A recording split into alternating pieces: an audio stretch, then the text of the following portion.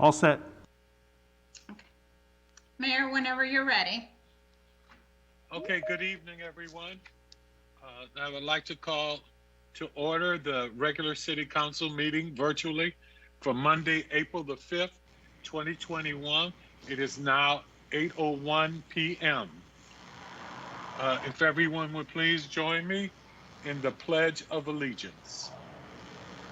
I pledge allegiance to the flag of the United States of America and to the republic for which it stands, one nation, under God, indivisible, with liberty and justice for all.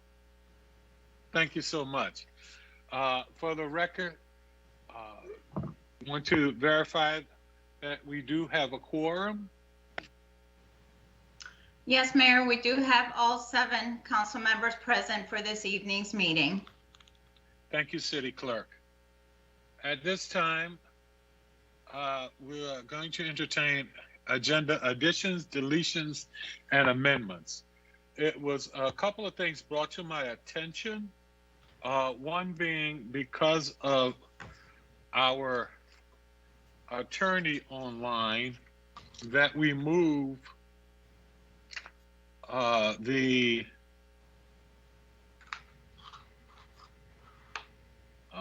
bear with me, everyone.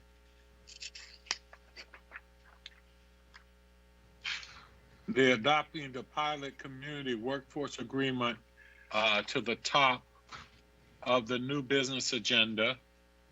And it was also brought to my attention that we would like possibly a quick description from the city manager on the resolution awarding the contract for the Bowie Ice Arena to be moved from the consent agenda and just placed in the new business. Well, I guess we could put that under the old business maybe. And just for a quick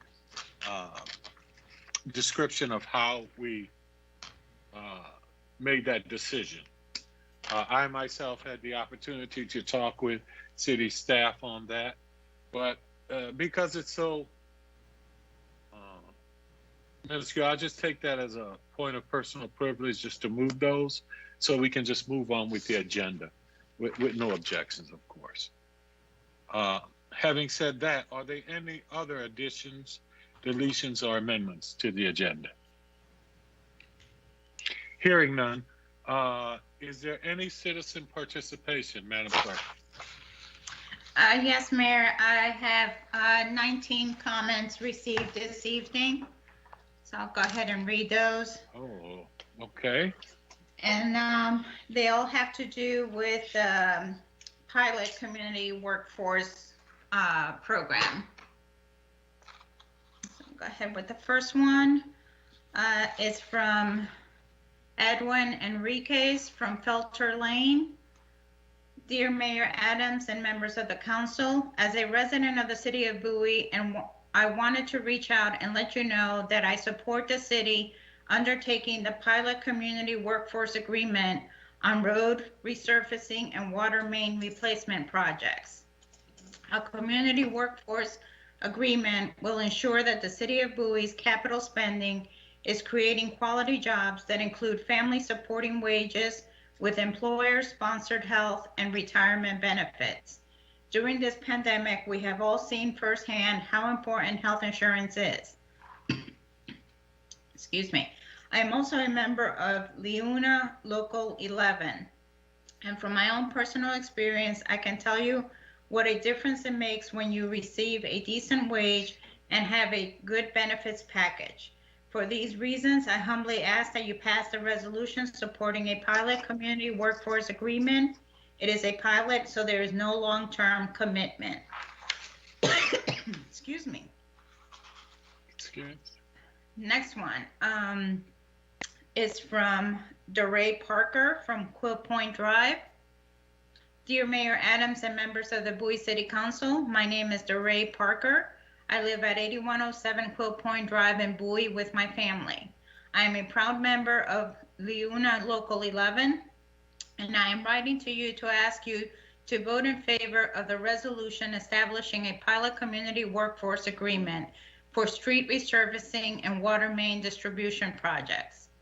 A community workforce agreement will allow the city to ensure that its capital spending is creating quality, family supporting jobs with benefits.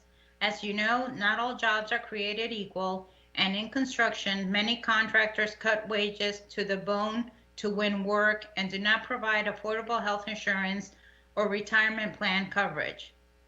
Please give a community workforce agreement a try. We have a great city and we should try new approaches.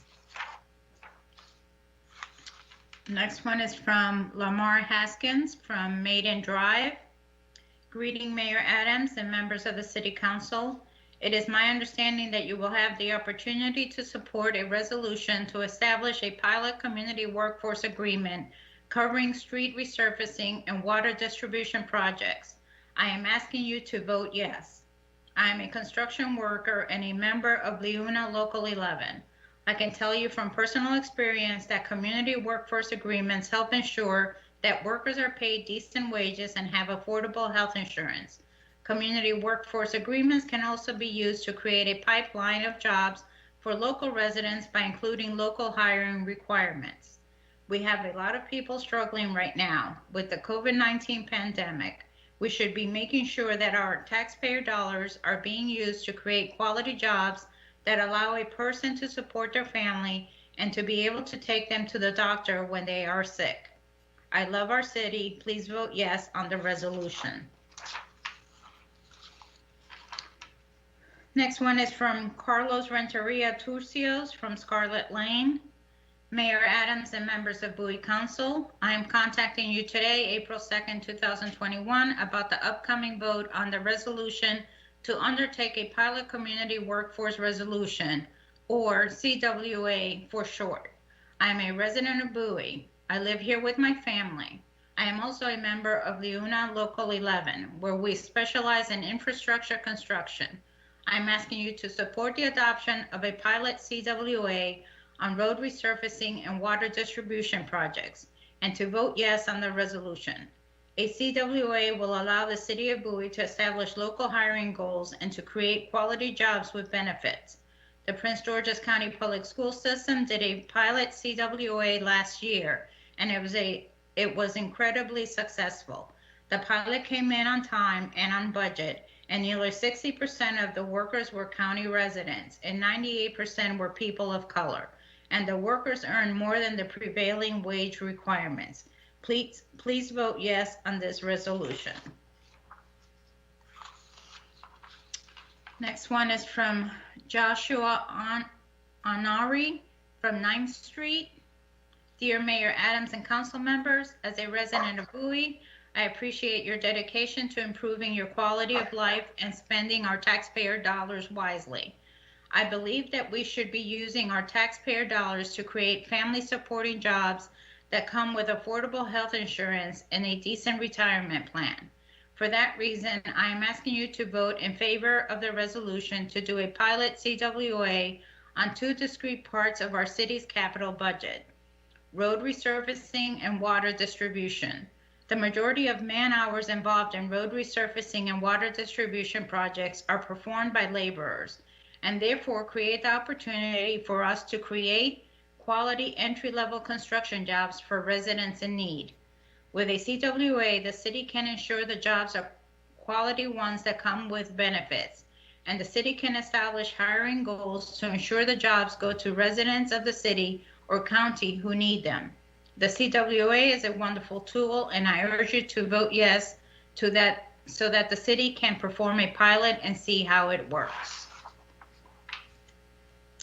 Next one is from Heidi Barahona. Greetings, Mayor Adams and members of the council. I am a member of Leuna Local 11. I live in your district. I am reaching out to you about resolution submitted by Councilmember Boafo to try a pilot community workforce agreement. I think this is a fantastic idea and I support it 100%. We need to be creating quality jobs for residents. If the pilot is successful, I hope you will be able to expand it and make it a permanent thing. Next one is from Jose Perdomo Martinez. Dear Mayor Adams and Council, I am very excited to see that there is a resolution on the April 5th, 2021 agenda regarding a community workforce agreement pilot. I urge you to all vote in favor of the resolution. A CWA is a great tool for creating quality jobs for underdeserved residents. And with COVID-19, we have more people unemployed than in a long time. Please vote in favor of the CWA resolution. Next one is from Felix Vega. Mayor and City Council members, my name is Jose Felix Vega. I am a member of Leuna Local 11. We at Local 11 would like you to support the resolution to undertake a pilot CWA on a road resurfacing project or a water main project. This will be a tremendous help for working people like me. The resolution will ensure family supporting wages and benefits like health insurance and a retirement plan. The COVID pandemic shows how important it is to make sure workers have not only good pay, but good benefits. Please vote in favor of this resolution. Next one is from Ignacio Mendez. Dear Bowie City Council members, I am a construction laborer and a proud member of Local 11 Leuna. We at Leuna ask that you vote in favor of CWA pilot resolution. It will really help create decent wages and local hiring opportunities. When decent wages are paid, we can support our families and provide a good life for our children. In addition, I thank you for public service to the residents of Bowie. Next one is from Castro Santiago. Hello, members of the Bowie City Council. I am contacting you in advance of your April 5th meeting where you will be considering a resolution to try a community workforce agreement on a couple of city construction projects. I am urging you to support this resolution and to vote in favor of it. I have been a construction laborer and member of Leuna Local 11 for many, many years. What has been apparent is that there needs to be more effort by localities in Maryland, like the city of Bowie, to ensure that their construction projects are creating good jobs for workers and jobs for people in need in our community. Please vote yes. Next one is from Santos Avalos. Dear Mayor Tim Adams and council members, Adrian Boafo, Henri Gardner, Ingrid Harrison, Michael Estef, DeFore Wolfley, and Roxy Ndebumadu. Today is April 2nd, 2021, and I am contacting you because it is my understanding that you will be evaluating on April 5th a resolution to support a pilot community workforce agreement. I am a construction laborer and member of Leuna Local 11. I am asking you to support this resolution. Construction workers like me need wage stability and benefits. This will help us provide for our families, and you also will be using tax dollars to support local workers. Next is from Earl Harris. Dear all, I am a member of Local 11 Leuna and a laborer specializing in infrastructure construction. I am asking you to support the resolution to test community workforce agreements. We need to be creating quality jobs for people, and we need to be creating jobs for young people, returning citizens, and others in need of a hand up and not a handout. You will improve the lives of many construction workers with this pilot. Next one is from Kwame Freeland. Hi, esteemed elected officials. I hope this letter finds you in good health and fine spirits.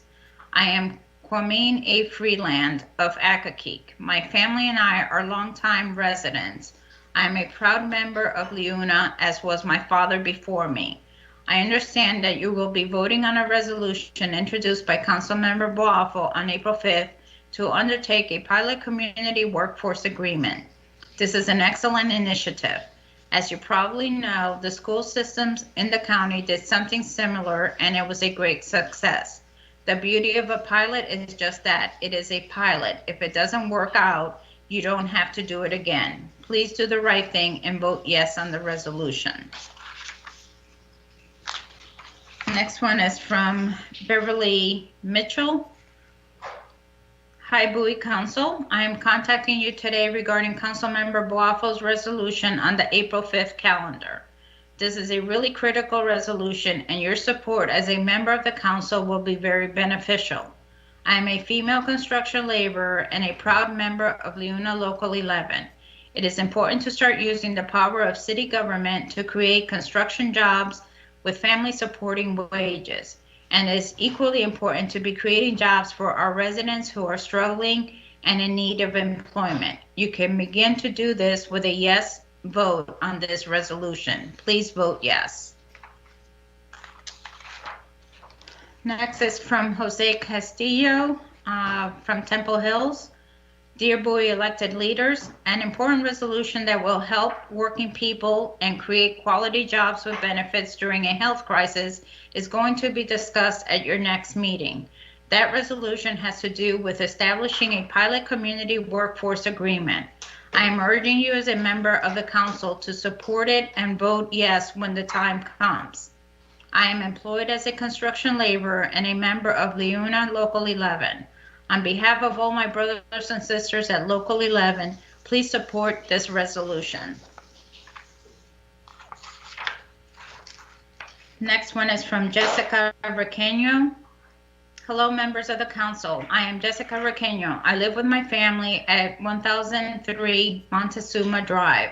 I am also a Leuna Local 11 member, and I make my living as a construction laborer.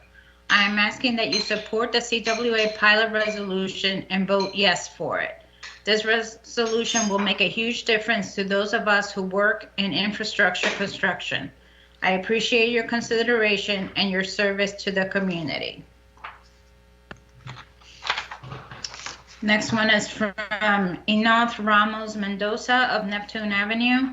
Dear ladies and gentlemen, the council will be holding a meeting on April 5th and will be considering Councilmember Boaffo's resolution.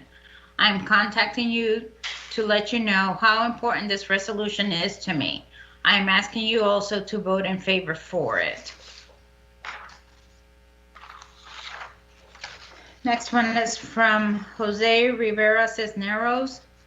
Hello, Bowie leaders. My name is Jose Rivera Cisneros.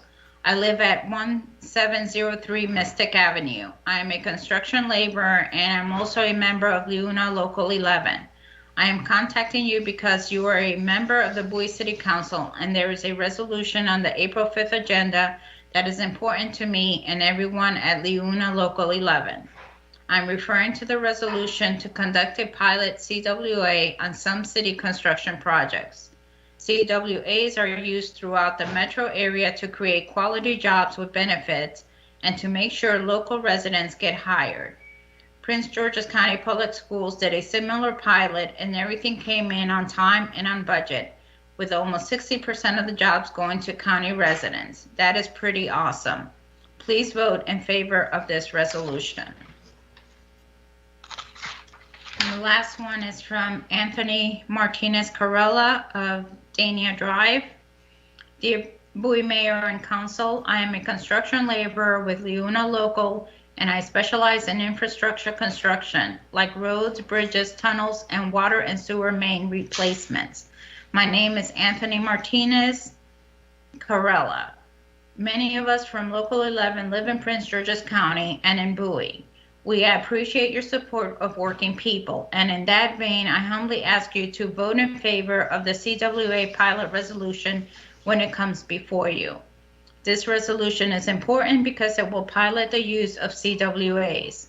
CWAs are used in many places, and I support Bowie using them to make sure the government is creating quality jobs with its construction projects, as well as creating jobs for those of us who live here. Thank you for your consideration on this very important matter. And that's all the comments, Mayor.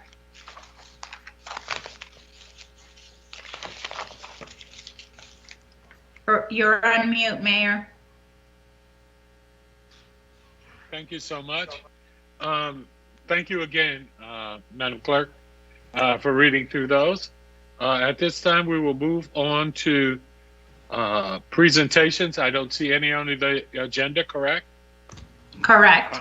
I don't see anything for city boards and committees on the agenda, correct? Correct. We will now move to council announcements.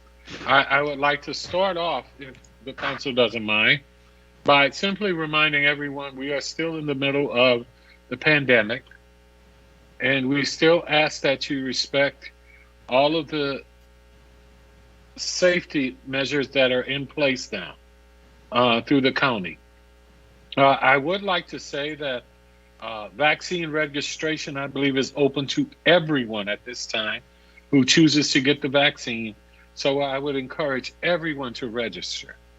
For those who still have concerns about taking the vaccine, and we have to be very candid about there are those amongst us who feel that way, I ask that you continue to look at the science and that you continue to look and find and get more research just to make sure that you make a very informed decision about what you do regarding the vaccines.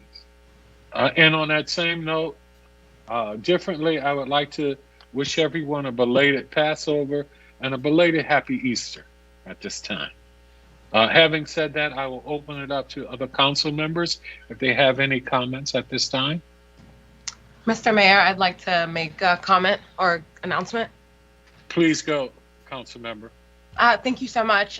Good evening, staff and residents. The announcement that I'd like to make is just to let everyone know, I will be meeting with the Maryland Department of Transportation, specifically Secretary Slater, in the next coming weeks here. So I'm just encouraging all of our residents who have any inquiries or any concerns around state of Maryland managed roads to please reach out to me. The particular road that's in discussion during our meeting is Jennings Mill Drive, and we've had a lot of emails and a lot of concern around that road in particular for quite some time now. There was some road work approved on that intersection, split signal phasing to be precise, but that was pushed back due to the budget with COVID. So we will be meeting to discuss that road. So if there are any members of the community who have any other concerns on any other roads that are owned by the state of Maryland, please feel free to send me an email. I'm happy to bring that up during the discussion and see how far we can get with the road improvements owned by the state of Maryland in the city of Bowie. So that was the first one. Second one is just want to share with residents and also staff and members of the council. This past week, I was confirmed as a member of the Board of Waterworks. So for anyone who does have any questions around waterworks and waste operations in the state of Maryland, and also precisely how it relates to the city of Bowie, please also reach out to me about that as well. And I'm happy to provide any context of what we're seeing on the board as well as with the state of Maryland. Thank you so much, Mr. Mayor. Thank you. Any other council members with any other announcements? Hearing none, we will go on, and at this time, we will hear the city manager's report. Good evening, Mr. Mayor, City Council, and residents out there in the great city of Bowie. Our staff is pretty much focused on service delivery and preparation for the budget, which will be presented to you on the 12th, and we're working hard at that. Thank you very much. Thank you, City Manager. At this time, we will move to the consent agenda, remembering that we removed the one item to new business. At this time, I will entertain a motion to accept the consent agenda.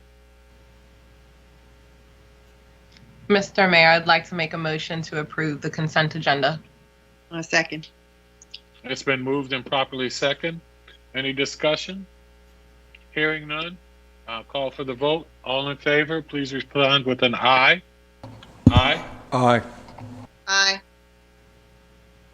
Opposed, Aye. the same. Opposed, the same favor. Hearing none, motion carries.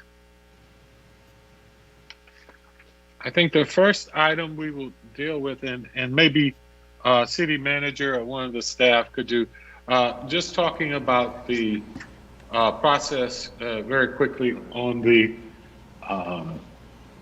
choice, the selection process for the contract for the ice arena? Thank you, Mayor. This is Daniel Mears, Assistant City Manager. So when the city made the decision to continue operations in the existing ice arena, we knew that we needed to take a look at the condition of the facility and come up with a program in terms of the renovations associated with that. So staff put out a request for proposals for the Bowie Ice Arena renovations program. This is really looking to do three things. It is to provide an updated facility conditions assessment, to recommend a phased renovation program, and to deliver cost estimates associated with those phases. So we had put out that request for proposals. We did receive 4 responses back to that. The responses were reviewed and scored by a group of city staff, and the recommendation, it was a clear selection by all the members of the committee that 292 Design Group, based on their experience, references, and overall cost, be awarded the project to evaluate the city's ice arena. So we do recommend adoption of that. Thank you, Assistant City Manager. I think you did a good job of explaining to both the council and to our residents how we made that decision. Are there any questions or concerns from any of the council members at this time? Hearing none, we'll move to accept. Second. I move we It's been- accept the proposal. Yeah. I'll It's been second. moved and properly seconded. Okay, it's been moved and properly Second. seconded. Any discussion? Hearing none, all in favor, please respond with an aye. Aye. Aye. Aye.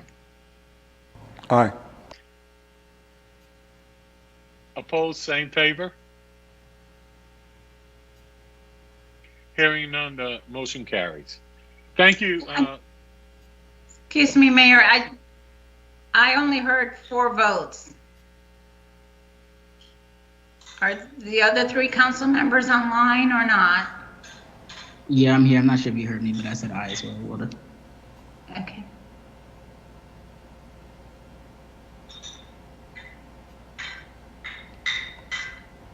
Anybody I else? think the city clerk, I think the city clerk is willing to hear if there were any other votes.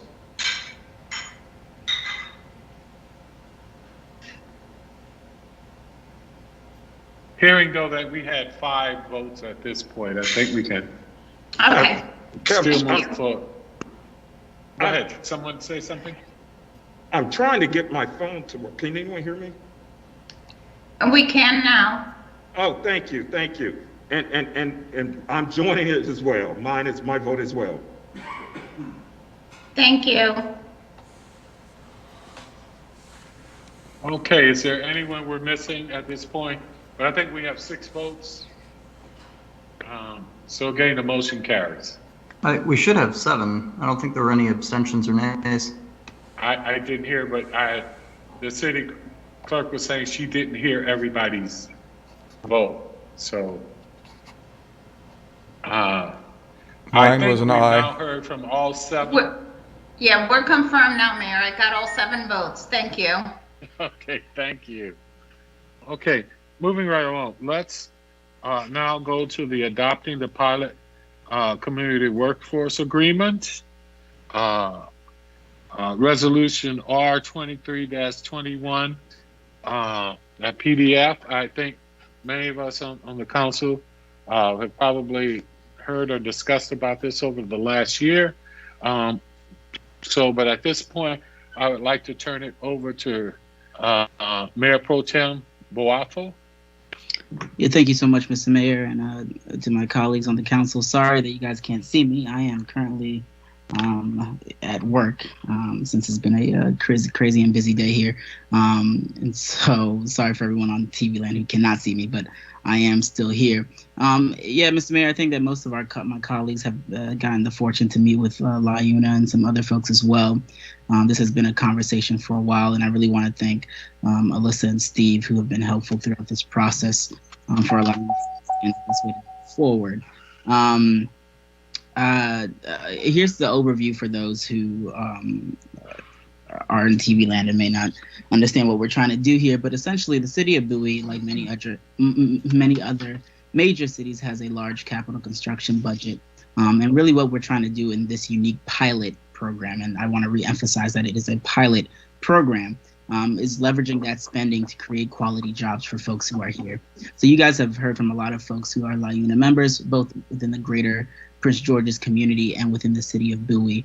And what I think those who support this CWA will be trying to do, especially given this pandemic, is creating an opportunity and a pipeline for folks within our city to benefit from some of the city jobs that we do on the construction side. This was a big thing in the county about a year ago, as many of my colleagues can attest to.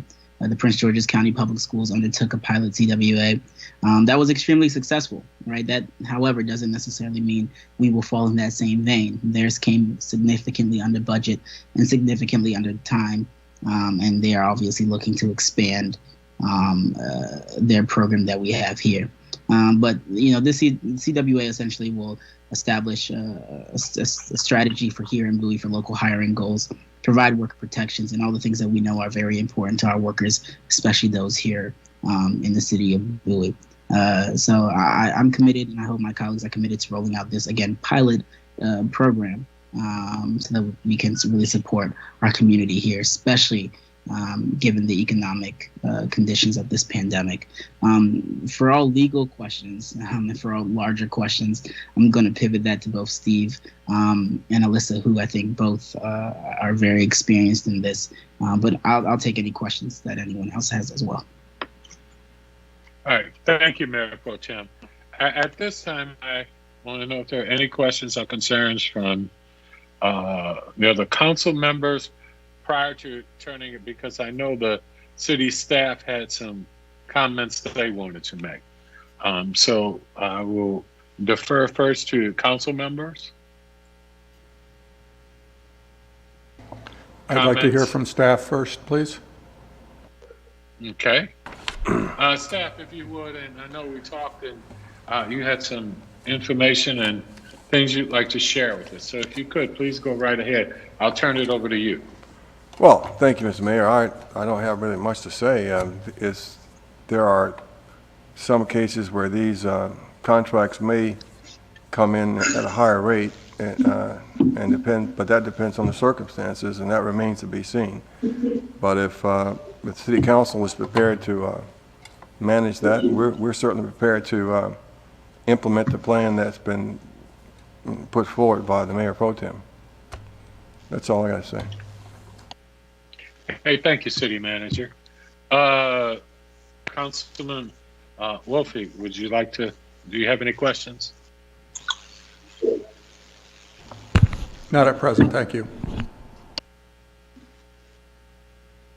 Okay, are there any questions anyone has? Hey, Mr. Mayor. Yes, is that Councilwoman Nanda Mamadou? Yes, if I could just ask, what's the duration of the pilot? The question was, what is the duration of the pilot program? And I saw in the information, I think it goes to 2027. Is that correct? I just wanted to make sure I was saying, so from 2020, so for essentially 5 years? That's my understanding. Mayor Pro Tem, somebody probably needs to put their microphone on mute, please. Thank you. Yeah, can you hear me now? Sorry, there was a lot of feedback before. Okay, yes.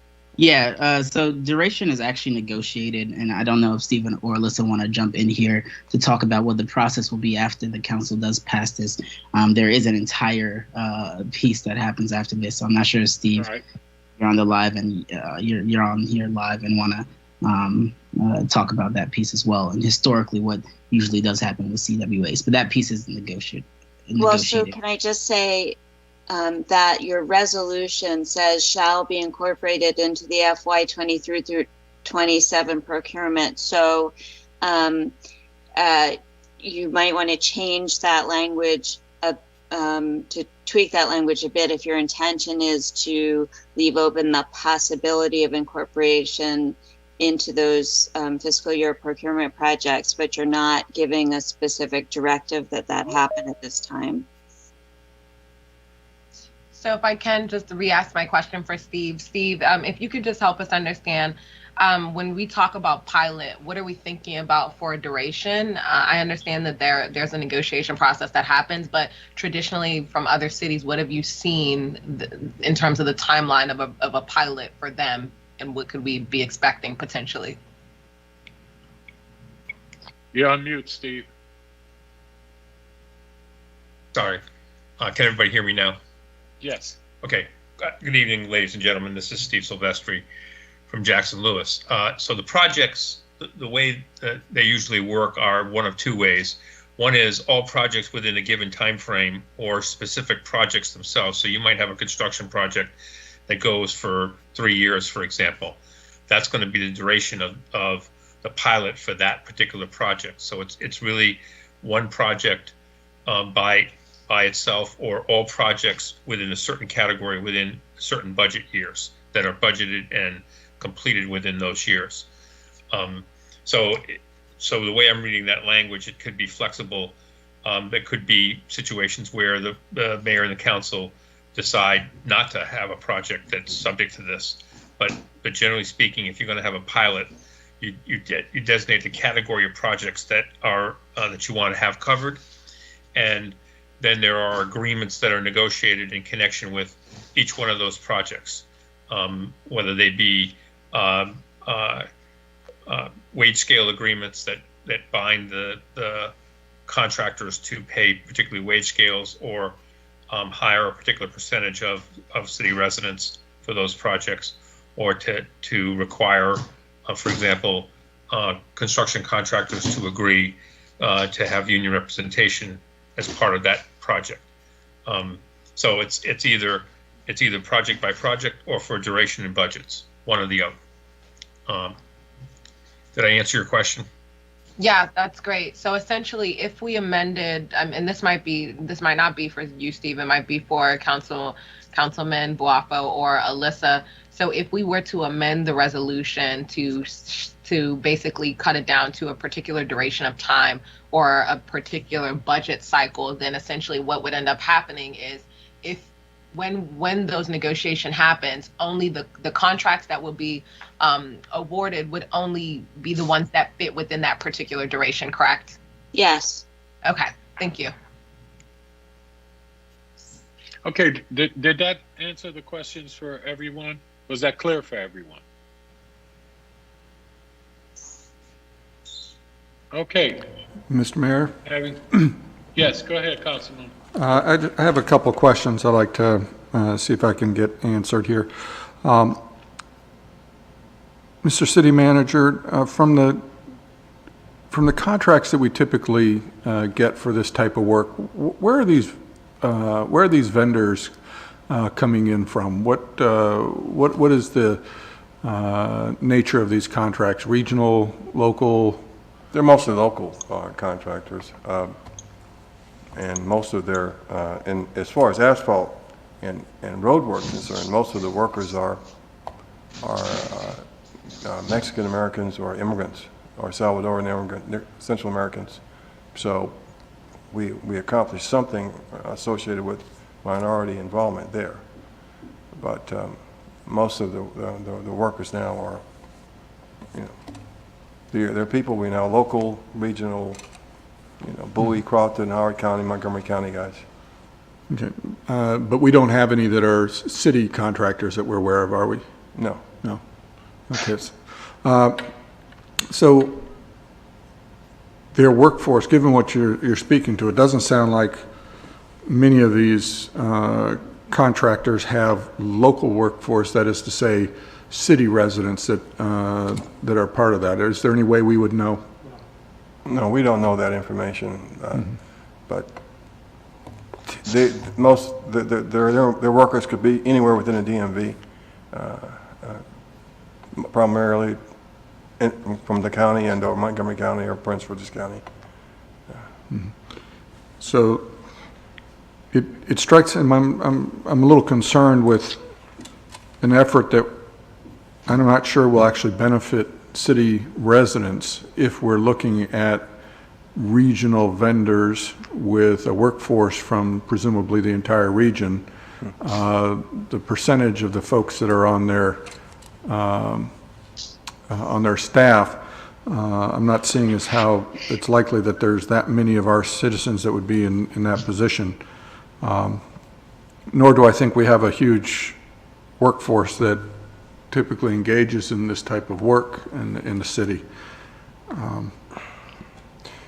The workforce, especially the workforce involved with the water main issues, many of those are exceptionally skilled workers who have to be certified to do the work as far as related to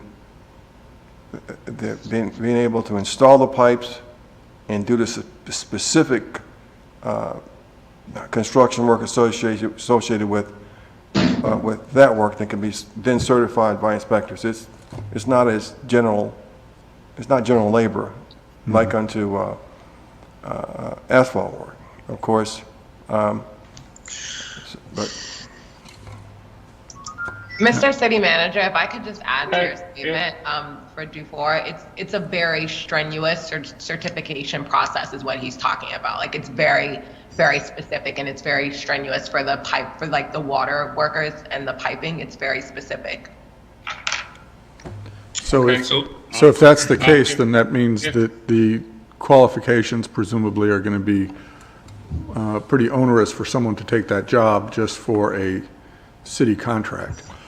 Well, it would be difficult. I mean, we would have to get somebody who's qualified, and they're going to have the right people, and they may not be from Bowie. It may be very difficult for a contractor to find people that live within our corporate limits who do that sort of work. And so there's a term that I learned about disparity studies that, you know, as we manage this issue, we would have to figure out somewhere to measure whether the contractor made a good faith effort to comply with the stipulations that will be placed on them,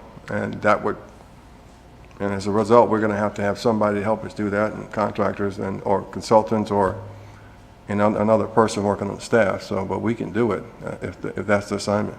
So we would be in a position to manage this effort. We would actually need to start broadening our own labor pool, if you will, right? To add to staff to take on the contract management responsibilities, monitor and control for compliance. Is that? Yes, we would. We don't have anybody that can do that. Nobody that's skilled at it, and that's a particular skill that's in itself, and so we'd have to get somebody to help us, get the RFP out, and once we have a contract, to help manage the contract to make sure that the contractor is in compliance with what they said they were going to do. And there's always a possibility that if there are costs associated with the contract that otherwise would not be, most likely they'll be passed through to us. So it may cost us more then. Okay. Or maybe not. Go ahead, but it may. Councilman Wolf. All right. I didn't mean to talk over you. Go No, that's quite all right.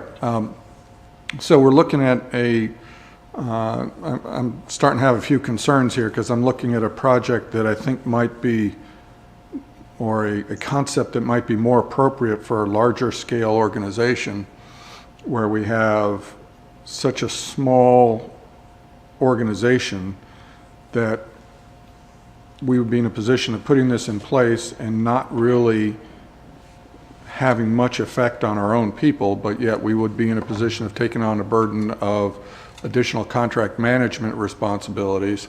And I don't see us having a positive effect on any of our citizens in terms of boosting the employment there. And I would suspect that we would also see an increase in costs. If we've got compliance issues, I would expect that we would see an increase in costs from our vendors as well, or perhaps just a reduction in the number of people who are willing to do business with the city if they feel that it becomes too onerous to comply with requirements. Councilman Wolf, If I could, please, Yeah. if you would let me. Absolutely. And we'll keep this in order because I know everybody has some comment. What I'd like to state at this point from my understanding, and it's most just for clarification, two things. My understanding is that with the CWA, we will be able to negotiate potentially trying to get a percentage of workforce that comes from the city and require that they be trained properly, of course, before they do any work. And then the other thing that I think I understand with the CWA is just like with the school board, they simply, to make sure all compliance was done and all, they simply had an outside source, I believe, to audit it. And that was the cleanest way to do it, to make sure that everything was accomplished and to get a very independent look at how things went. Steve, I see you kind of nodding. Is that correct? That's correct. There are contractors out there that specialize in monitoring compliance, particularly with geographic limitations or scale work. They monitor whether the contractor is paying scale work according to the bid documents and whether the contractor is hiring or engaging good faith efforts to meet its local hiring goals. If I could, I know that Councilwoman Enda Mamadou had one other question she was trying to get, and I know Mayor Pro Tem, you were trying to get back in. So we'll go to Councilwoman Enda Mamadou, and then we'll go back to you, Mayor Pro Tem, okay? Thank you, Mr. Mayor. So just one quick question for Steve, if you can share insight. How exactly I don't know if the question is more, does the city of Bowie do this or does the union do this? But how exactly can we verify or confirm that essentially a majority or a percentage of these workers would be city of Bowie residents? Well, they would be required to produce the addresses, the home addresses, the residence addresses as part of the audit of the process, and we would know who they're hiring in connection with that. So, it's not a union issue. It's more the contractor who employs the workers would be required to disclose for example, the zip codes in which people live, so we can monitor that. Okay, thank you. That's all, Mr. Mayor. Okay, Mayor Pro Tem. No, Mr. Mayor, I think you did a good job of pretty summing it up. Again, we can, on the hiring goal side, we can negotiate and say, hey, we want people specifically from the city of Bowie, obviously not excluding it. We can also just open the tent a little bit wider and say we want folks from Prince George's County as well. Water line replacement is a thing that a lot of folks in our county do. It is not like an uncommon thing, and having those certifications and the things needed isn't uncommon. But Mr. Mayor, you said pretty much everything else I was going to say. Okay, well, any other council members, please? Yes, Yeah, Mr. Mayor. If I could jump in. I can let Councilmember Gardner go first. Okay, Councilmember Gardner, and Yeah. then we'll go to Councilmember Esther. Yeah, I have a question for staff. City Manager Lott? Yes, Yes. First, how are you doing this evening? doing good, thank you. Great. Question for you. Have you much experience with such programs of this sort? Yes, in Albany, Georgia, we had a significant disparity. We had a much larger budget, too. We had a $120 million budget, and we had about $60 million in contracts each year. The city's population was 70% black, but 90% of the contracts were going to people who were not black. And there was, we conducted a study, a disparity study, which made a significant legal review of the whole process. And we used to encourage contractors to make a good faith effort to hire minority subcontractors. And we measured that until there were some legal decisions that caused us to not do that. there was some reverse discrimination lawsuits filed, and they prevailed, and so we reduced that and tried to encourage more minority contractors to become more competent and able to compete. But you know, I don't want to presume to talk about the legal aspect of it. I'm sure Alyssa and Steve have that figured out, but we have to make sure that we aren't leaving anybody out by seeking out a certain group of people and put ourselves in a reverse discrimination situation. But I'll leave that up to you all. We are prepared to implement whatever you assign us to us, and but I do have some experience with this. Okay, and again, City Manager, question for you. And you're saying that you've had experience, and you mentioned some of the legal ramifications that could possibly be associated with this on a negative. If you could give me an example of a previous experience when it came to a legal matter. Well, I don't remember the exact case, but the attorney who was actually doing the disparity study for us warned us in Albany that there had been some federal case. This was in 2008, where a group of people who were filing reverse discrimination suits against cities who were setting aside contracts for minorities, and they had prevailed in a lawsuit, and the assets of the city council members who had voted for the set aside were attached to the judgment, and that really got our attention then. Of course, that was 12 years ago. There may be some other legal precedents that changed it, but that's what happened in the Southeast. But I think here that might not be the case, but we will still have to monitor what's going on, and if there are additional costs, we'll just need to be able to pay them, and as it relates to the contracts. Okay, and in those experiences, in different lawsuits and all that you may have dealt with, did they include members of the council as well as the mayor? Yeah, whoever had voted for, in the case that was quoted to us, the individual told us that the personal assets of the city council members who had voted for this particular set aside were attached to the judgment, and that was and so because they had done something that they knew was wrong.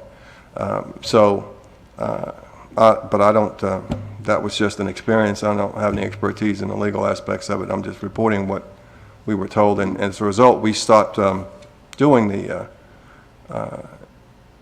pushing hard the effort making we no longer pressured the general contractors for the hire minority contractors. We stopped. Okay. All right. Thank you, City Manager. Thank you. Thank you. Thank you, Councilman. I know I want to go to Councilman Michael Stepp, but I see the city attorney raising her hand and really would like to comment on these things. So I will turn it over to her, and then I'll go to you, if you don't mind, Councilman. Well, I just say that while quotas are not okay, goals are okay. And so most disadvantaged business entity programs talk in terms of goals rather than quotas. What this kind of contract will do is likely to have the effect of increasing minority participation, but you're not directly requiring specific numbers by establishing the CWA relationship. Okay. Well, the other thing, if I may here, the other thing yes, go ahead, Steve. The other aspect of these programs is not necessarily geared toward minorities. They're geared toward requiring contractors to pay a certain wage scale and benefits to their workers. So the real issue with these contracts is that they require contractors to pay a scale, whether that's a scale that's set up in a union contract or a scale that's set up for example, by the Maryland Wage and Hour Commissioner, who sets scales for construction contracts, prevailing wage scales. So it's a prevailing wage scale kind of incentive or requirement that then the contractors have to comply with, either by agreeing with a union to pay union scale to workers that are working on the project, or to pay prevailing wage scale. So you add on top of that, so that's gender race neutral. You add on top of that there be a certain requirement of good faith efforts to hire individuals, qualified individuals in the city who are city residents. So you have to have some research done about whether and to what extent there are available workers in the city that meet those requirements. Now, for LIUNA, which is You hit your mute button again, please. Steve, you're muted again. Okay, I'm sorry, people. So for LIUNA, which is a general laborers union, they are engaged for specific aspects of these projects. If you're talking about pipe projects where you may need plumbers or welders or other higher specialized people, there are other labor unions that have jurisdiction over that. So those contractors are going to either have agreements with those specific labor unions, or that they will have to pay scale according to those particular skill sets. That's the genesis of this community wage act, or resolution, if you will. So it's local hiring, but also it's paying prevailing wage rates to workers on projects. That's the requirement. So that could result in, it might result in more efficient projects because you have a higher degree of skill, because you can command that for the wages, or it might result in higher costs because you're paying union scale or prevailing scale, as opposed to what I'll call open shop, which is less than prevailing scale. I hope I answered that question. Yeah, you did. And I'm going to be turning it over to Councilman Stev, and I appreciate his patience. But as I do that, I would like a question to be responded to, because I think the city manager got my attention and other council members when he talked about the liability of council members in supporting this. And I would like you to, again, Councilman Stev, but I think that's something we need to address and kind of see how that will affect us.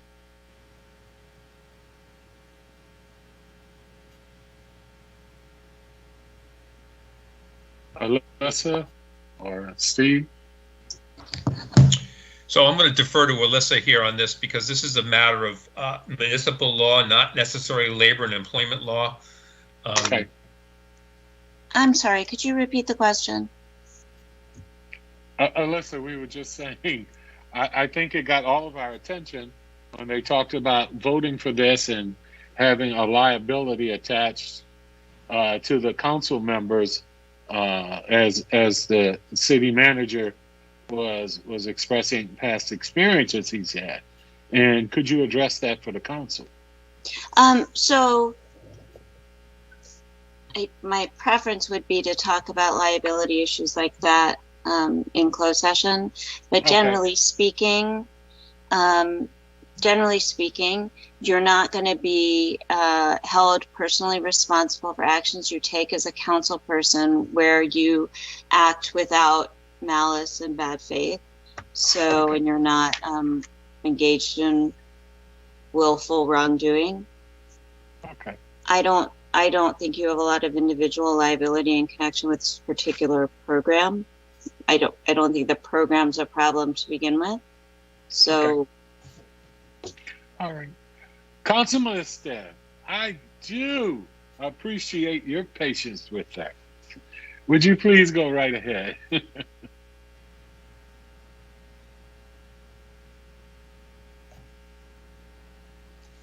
Councilman Stev, are you there? Sorry, I lost track of the mute button. No, I appreciate the discussion. I just wanted to add that I appreciate the goals that we're going for with this program.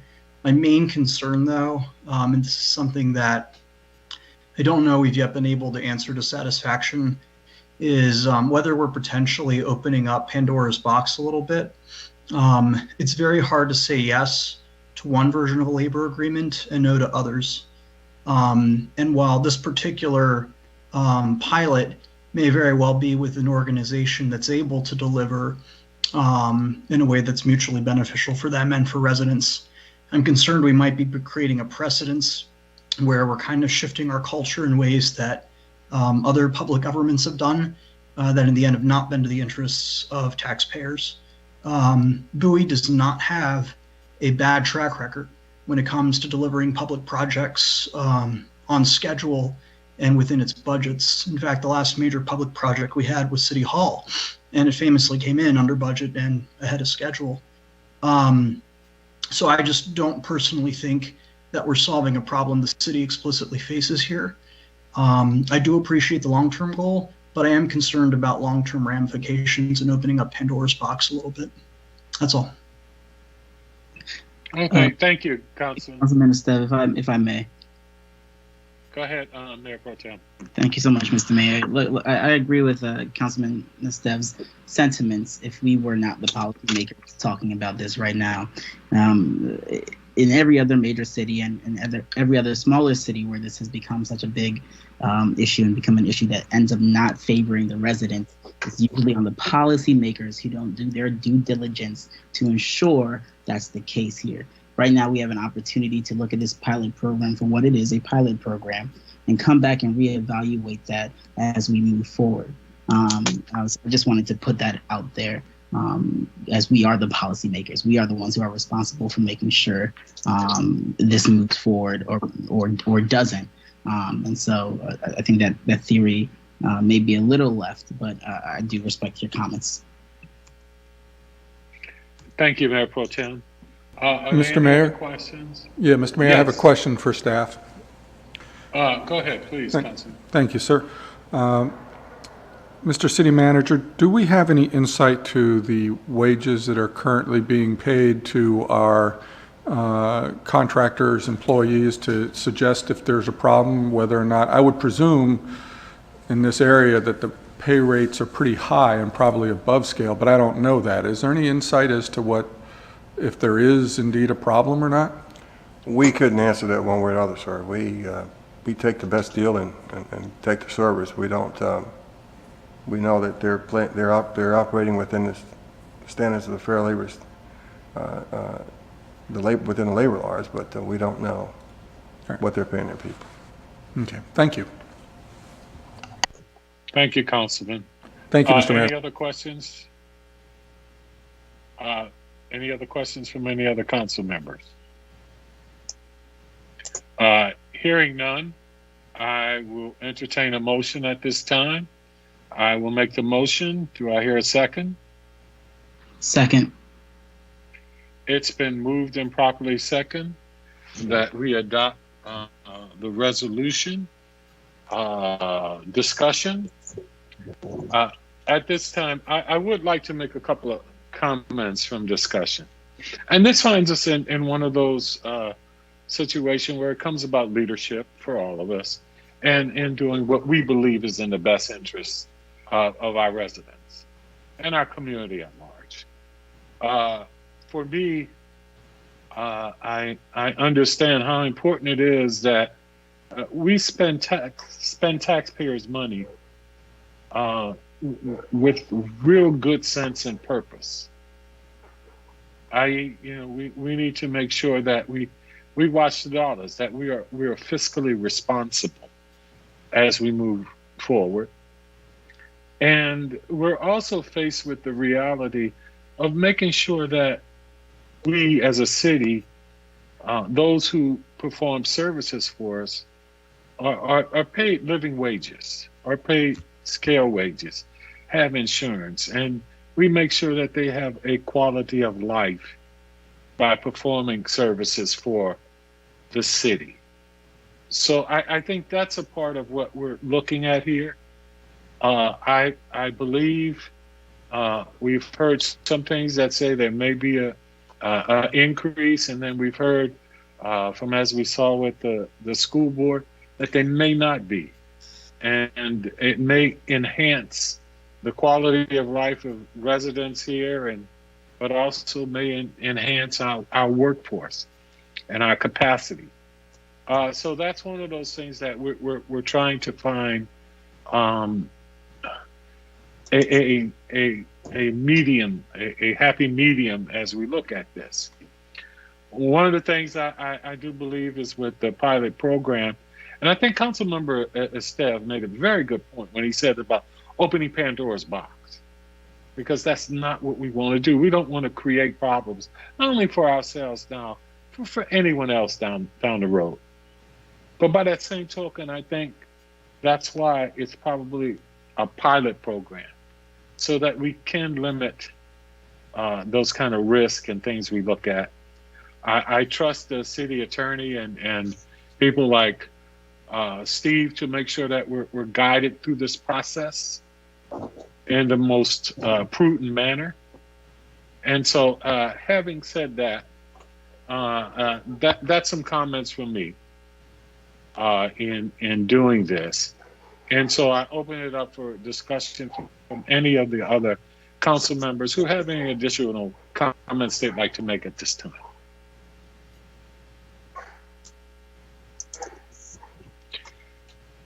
Hearing none,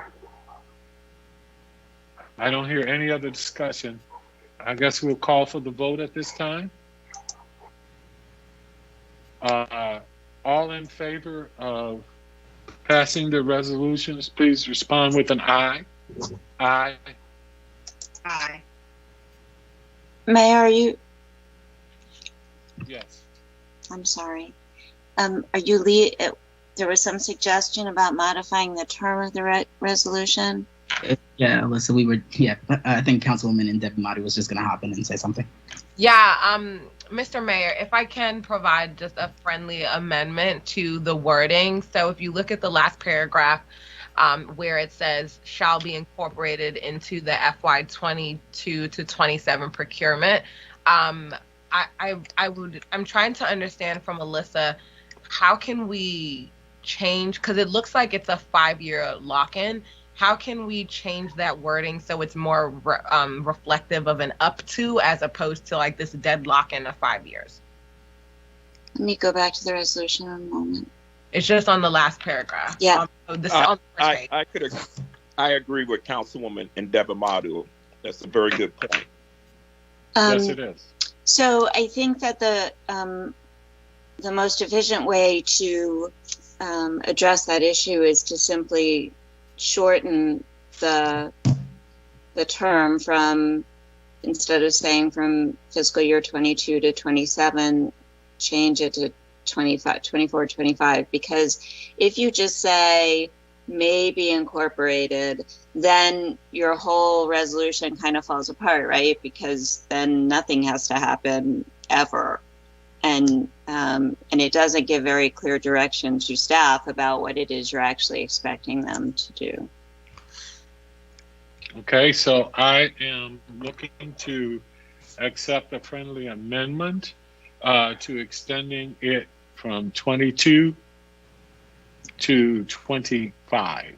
Well, Go ahead. Mr. Mayor, I guess the reason why I'm not really too keen on doing it from 2 year, locking it in at 2 years or 3 years, because I think that will be a little bit more revealed during a negotiation. So I would be much more comfortable with an up to 5 years as opposed to it locked in on a set number.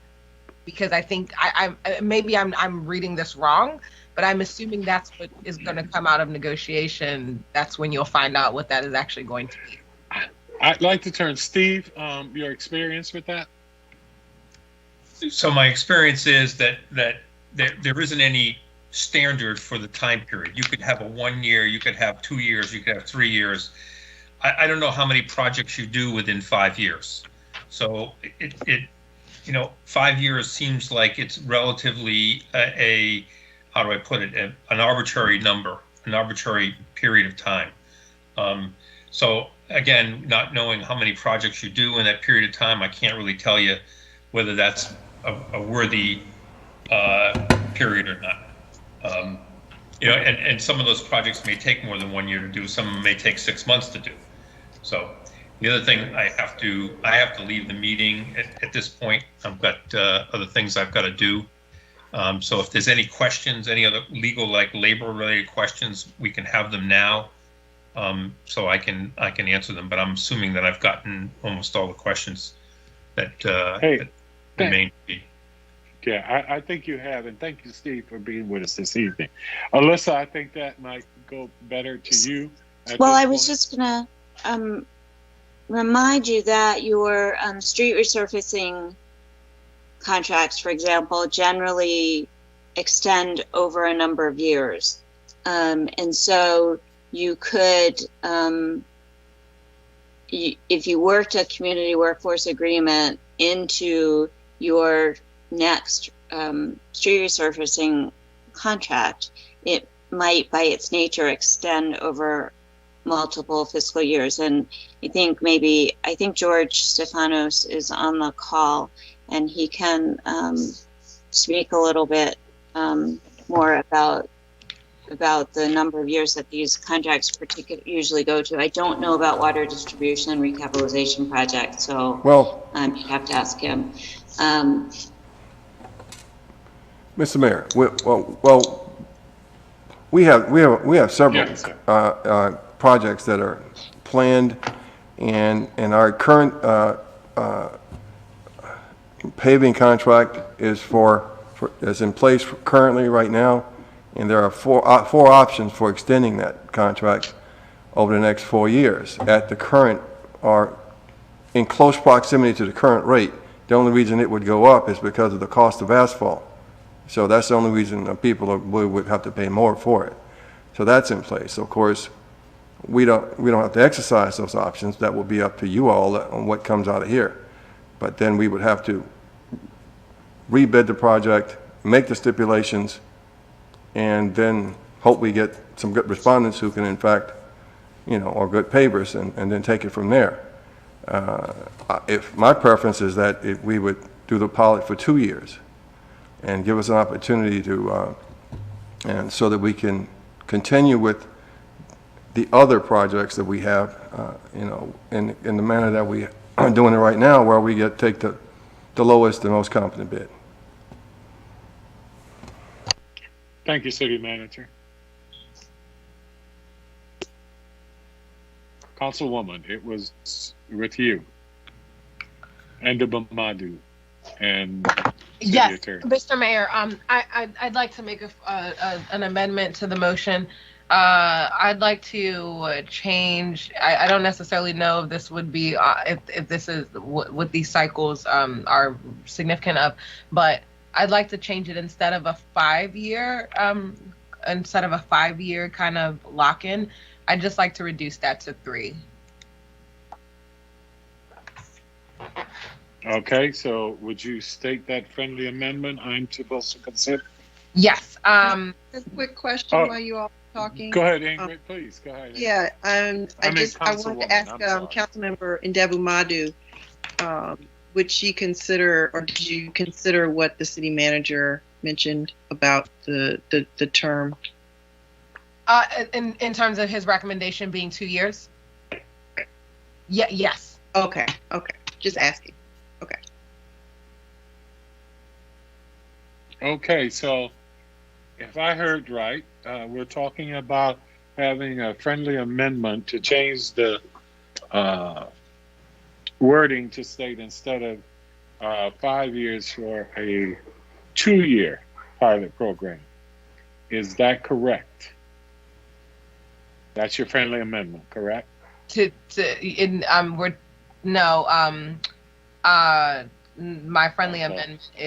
My friendly amendment is 3 instead of 5. 3 years instead of 5. Okay. Pardon me, Mr. Mayor.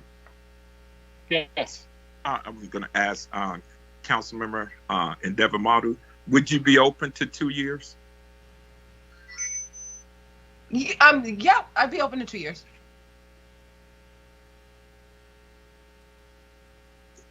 Okay. Yep. So, Mr. Mayor, let's just amend that to 2 years instead of 5. Okay, that's the friendly amendment. Yes, Mr. Mayor. Okay, we've gone. I'm That's just the trying to final. make sure. That is the final. Yes. I'm just trying to make sure that we're all on the same accord here before we go to the vote. So I will accept that friendly amendment. Do you have that, Madam City Clerk? I do. I just for clarification, are we gonna specify what year cycle? Like right now it says FY 22 to 27. If we're gonna reduce it to 2 years, is it starting with FY 22 to 24? 25. Or 25. what? 25 to 27? That would be FY 22 to 25 if the friendly amendment is accepted. That's 3 No, years. It would be FY 22 to 24. No, we're talking. Are you going with 3 years? Oh, fiscal year. Sorry. Go ahead. It's So- your friendly amendment. City manager, right? It would have been 22 to 25. Okay, thank you. Okay. Now, and I thank all of our residents for working with us as we work through the process of democracy here in our city council. So I will accept the friendly amendment. Mr. Mayor, I'm sorry, I think I made a mistake Yes. there. There would, if we do 2 fiscal years, my mistake, it would be FY 22 and 23. That would be 2 years of this particular program, 2 fiscal years. I'm sorry for the miscommunication there. Thank you.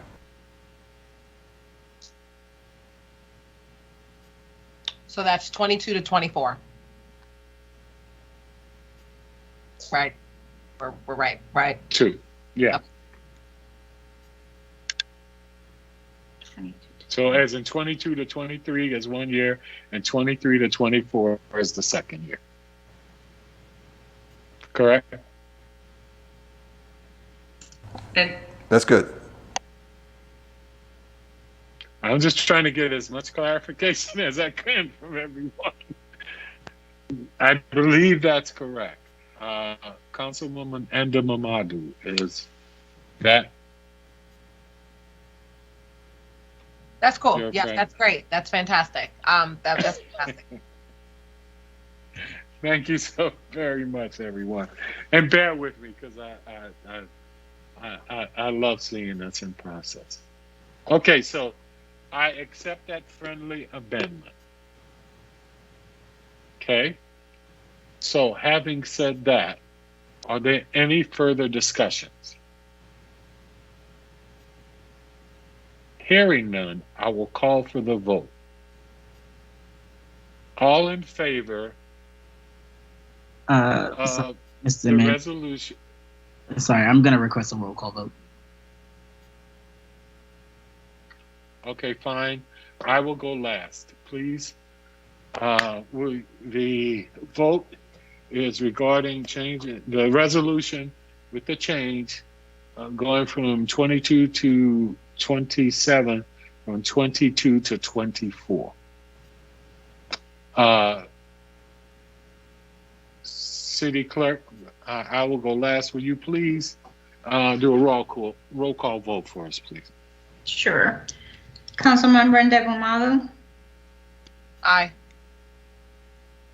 Mayor Pro Tem Boffo, Aye. Councilmember Wolfley, No. Councilmember Esteve, I appreciate the work, but nay. Councilmember Harrison, Aye. Councilmember Gardner, I appreciate the work as well, but no, nay. Mayor Adams, Giving all the discussions and all the things, I would have to say I will cast the deciding vote as an aye. so the vote is 4-3 with the ayes having it. Okay. Motion carries. Thank you so very much, everyone, and all those engaged, city staff and everyone, and all my fellow council members. All right, moving on to the next item. We have Mr. David Iannucci. I believe he is still with us. But I will turn it over to staff to move forward.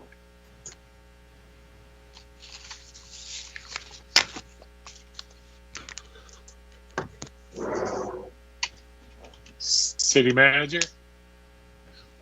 Mr. Mayor, we have David Iannucci, who is in charge of the county's economic development operation. He's standing by. He's my neighbor, too. Mr. Iannucci, go ahead, please. Hey, and I'd like to say, City Manager, thank you for having and contacting Mr. Iannucci to be here with us. And David, thank you so very much for Mr. Iannucci for your patience with us. And thank you for being here this evening. We appreciate all that. Thank you, Mike. Thank you, my hometown. Greetings. Thank you for this invitation. I really thank the Bowie City Council for the chance to speak with you tonight. I think it's the first time I've done that, despite living in the county and in the city for close to 30 years. I want to say, first off, by the way, I have a very close working relationship with John Henry King, your economic development director, and he's very well respected in the field. So I'll be talking more about our work with the city. I am president and CEO of the Prince George's County Economic Development Corporation. We're a 501c nonprofit. We are essentially the primary advocacy group for the business community in Prince George's County, and we play that role in County Executive Angela Alsabrook's administration. I have a 24-person staff. We're organized by industry sectors, and we work in site selection. We handle a lot of incentives. We facilitate issues that businesses have with our permitting agencies, and we do marketing, and we market Prince George's County locally, nationally, and internationally. And along with Bowie State University, we also have an incubator of our own, an innovation center. Our two overriding goals in Prince George's County are to grow the number of jobs in Prince George's County and to grow the commercial tax base in the county. And that's really important to reduce the burden on our residents and to have businesses carry a larger portion of the overall tax burden. And we actually increased the percentage of commercial taxes from 28% of real property taxes were collected to 31%. Now, there's been a little slippage in the last couple of years, closer to 30%, but we were moving in the right direction. And we're very proud in the county that we led all jurisdictions in the state of Maryland in job growth by adding more than 25,000 jobs over 6 years. Prince George's County has been the fastest growing county in the state of Maryland for a 6-year period. Of course, we're in COVID right now. And not only is that a health crisis, it's an economic crisis. We saw a net loss of 33,000 jobs last year, and it's been very painful. Our unemployment rate has crept up. I have numbers for Bowie, so going back to January 21 of this year, that's the last time we have a common number. The state number was 6.3%. The U.S. number was 6.3%. The state was 6.4%. The county was 7.8%, but Bowie was 6.1%. So very, very competitive, really outperforming the state and the county. Now, all of those numbers have dropped by about 0.2 since January, but that's the last month we have everyone. The worst hit sectors are our restaurant and our retail and our hospitality sectors, very badly hit.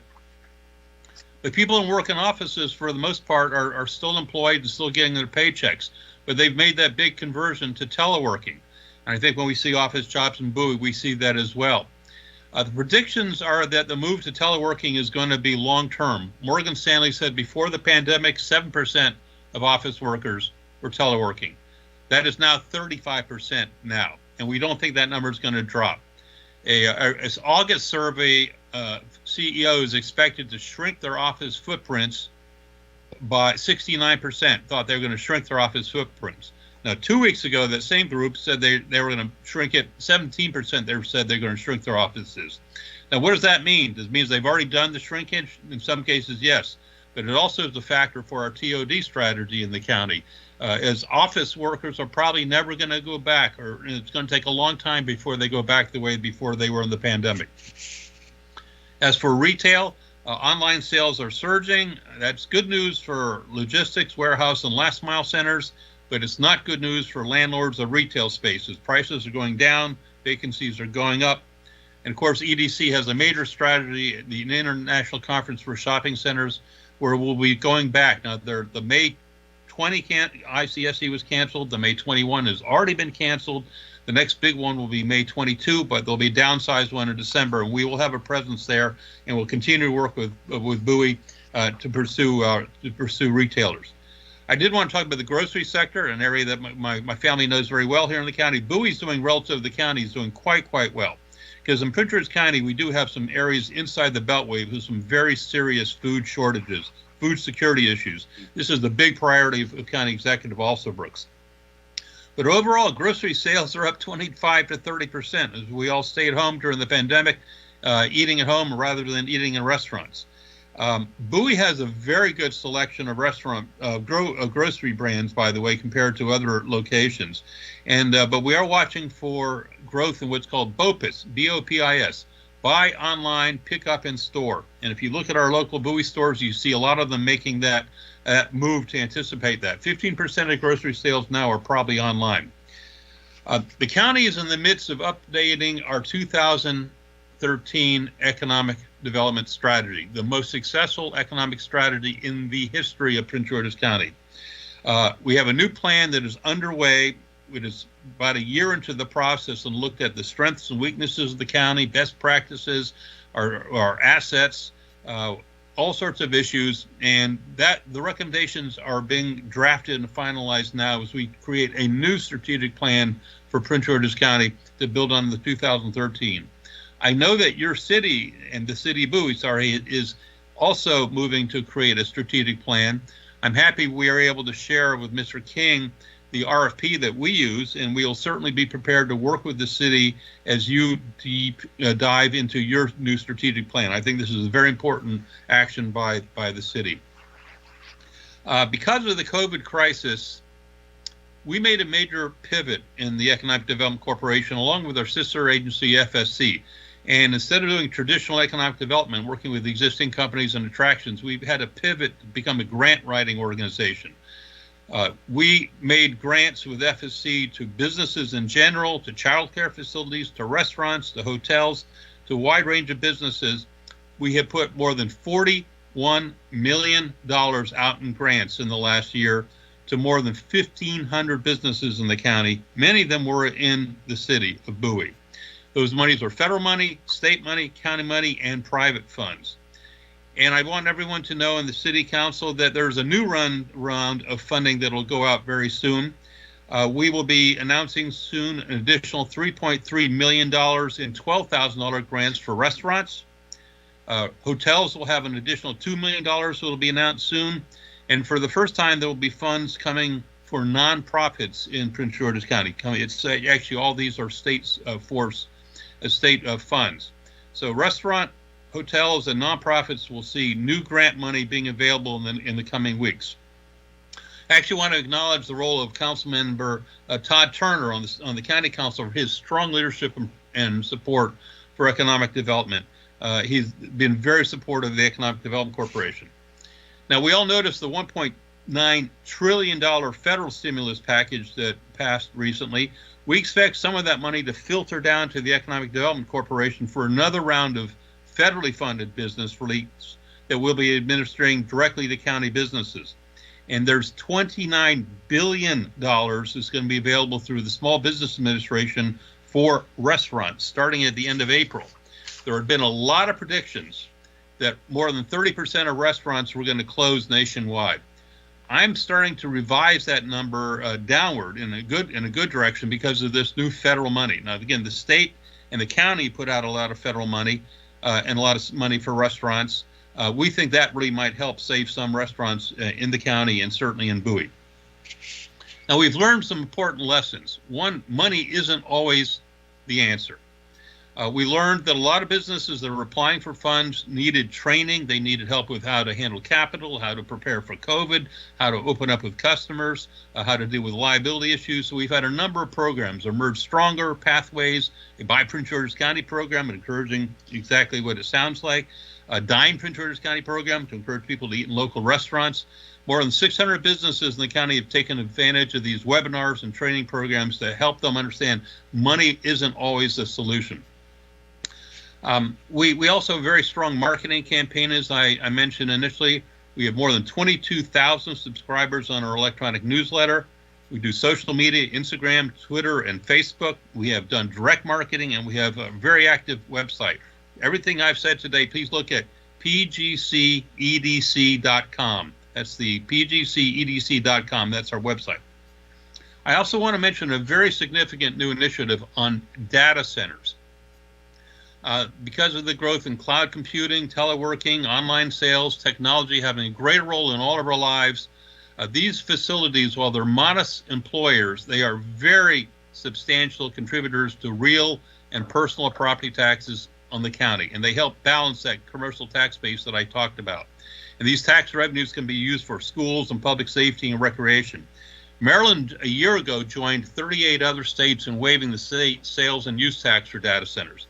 The county council has been very strong and very great leadership in passing a personal property tax exemption for data centers, and most recently creating a by right zoning by data centers. We believe this is going to be a very lucrative area for Prince George County, and I will mention that the Bowie Mark Station location has already been identified as a very possible location, a strong candidate for data centers, as far north as we can to get away from the university to allow room for their expansion plans. But we do think that'll be very important. Now, time permitting, Mr. Mayor, members of the council, I'll do some quick comments on some projects in the county, in the city. We do work very closely with Mr. King, and we collaborate on key projects, retail, and office, and so forth. I know in the Bowie Town Center, if you looked at the Seritage proposal, we think that is very important for the future of the Bowie Town Center. Macy's has already announced that they're going to close 1/5 of their 764 stores. They've already announced the closing of the Marlow Heights store. We're watching that store very closely in Bowie Town Center, and Frank, we have some concerns. There's some good news. A restaurant called Aroma Restaurant is opening in the form of Duclaw.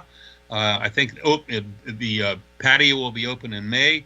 Another restaurant called Crafty Crab will be opening this spring as well at the Bowie Town Center. And then just down the road, in the former Pier 1 location, a restaurant called Ruby's Southern Kitchen is going to open in September of this year. About $700,000 in renovations to that location. We've watched very closely the Bowie Marketplace and Free State Shopping Center with Giant on one side of the street and Harris Teeter on the other.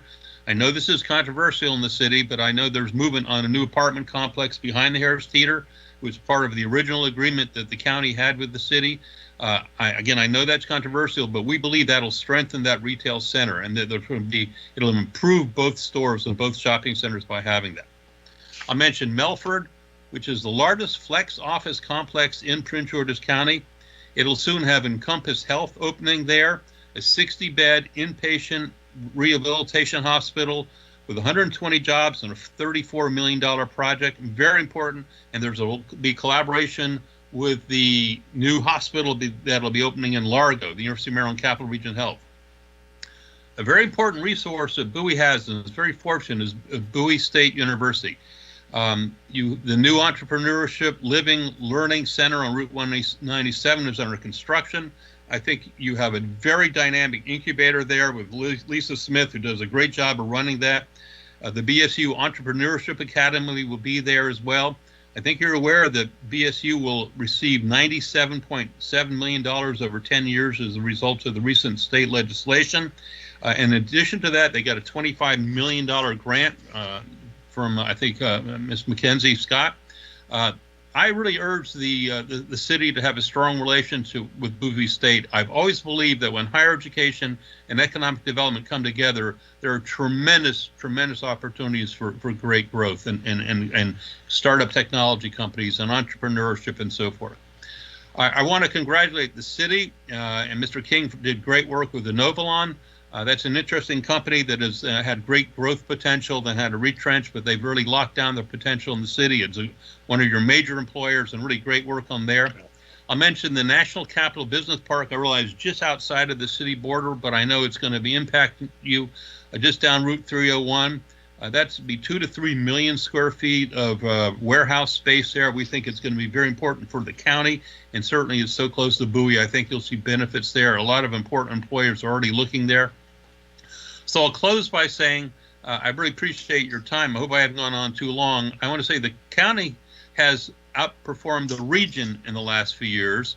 We've been hard hit by COVID. Yes, we have. But with reopenings and with the vaccine rate increasing, Mr. Mayor, I appreciated your comments on vaccines. We're getting closer to normal. It has been hard on many of our industry sectors. I can't downplay that. But I'm very confident we're going to have a strong rebound. It might be 2023 before, maybe 24 before we fully get back to normal.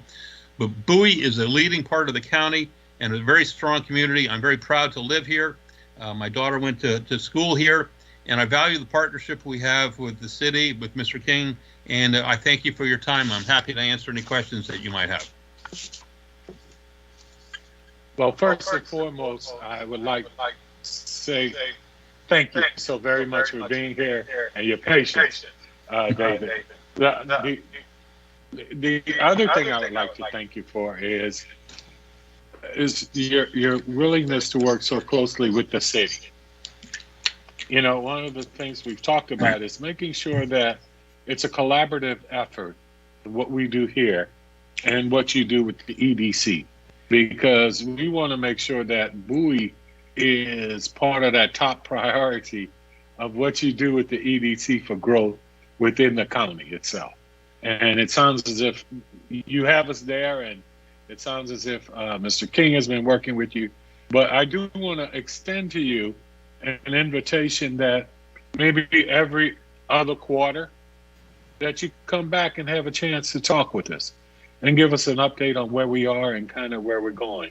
And we'll try not to have it as such a long evening for you as it was this evening, okay? But I think I just want to say thank you for being here, and I will open it up if there are any specific questions for you. Councilwoman Harrison? Yes, thank you, Mayor Adams, and hello, David. How are you? Hello, Ingrid. Good to see you.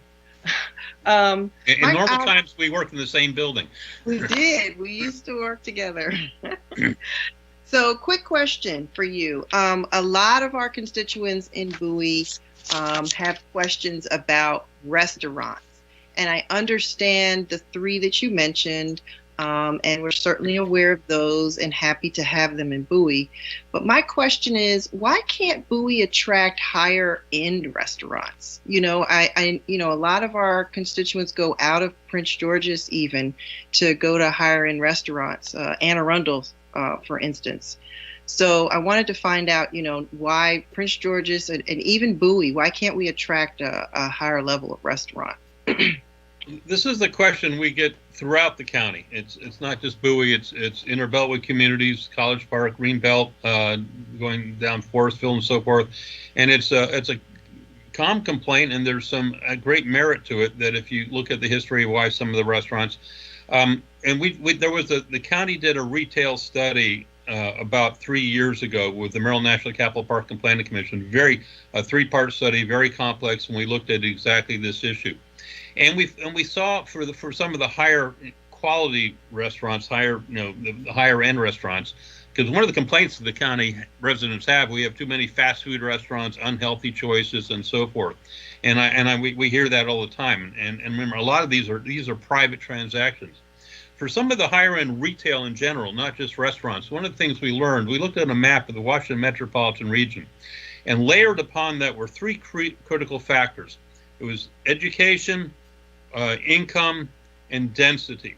And if you kind of imagine the greater Washington metropolitan area, where all those 3 things come together, density, income, and education, it was, think of Northwest Washington and go north into Montgomery County, go across the river into Virginia.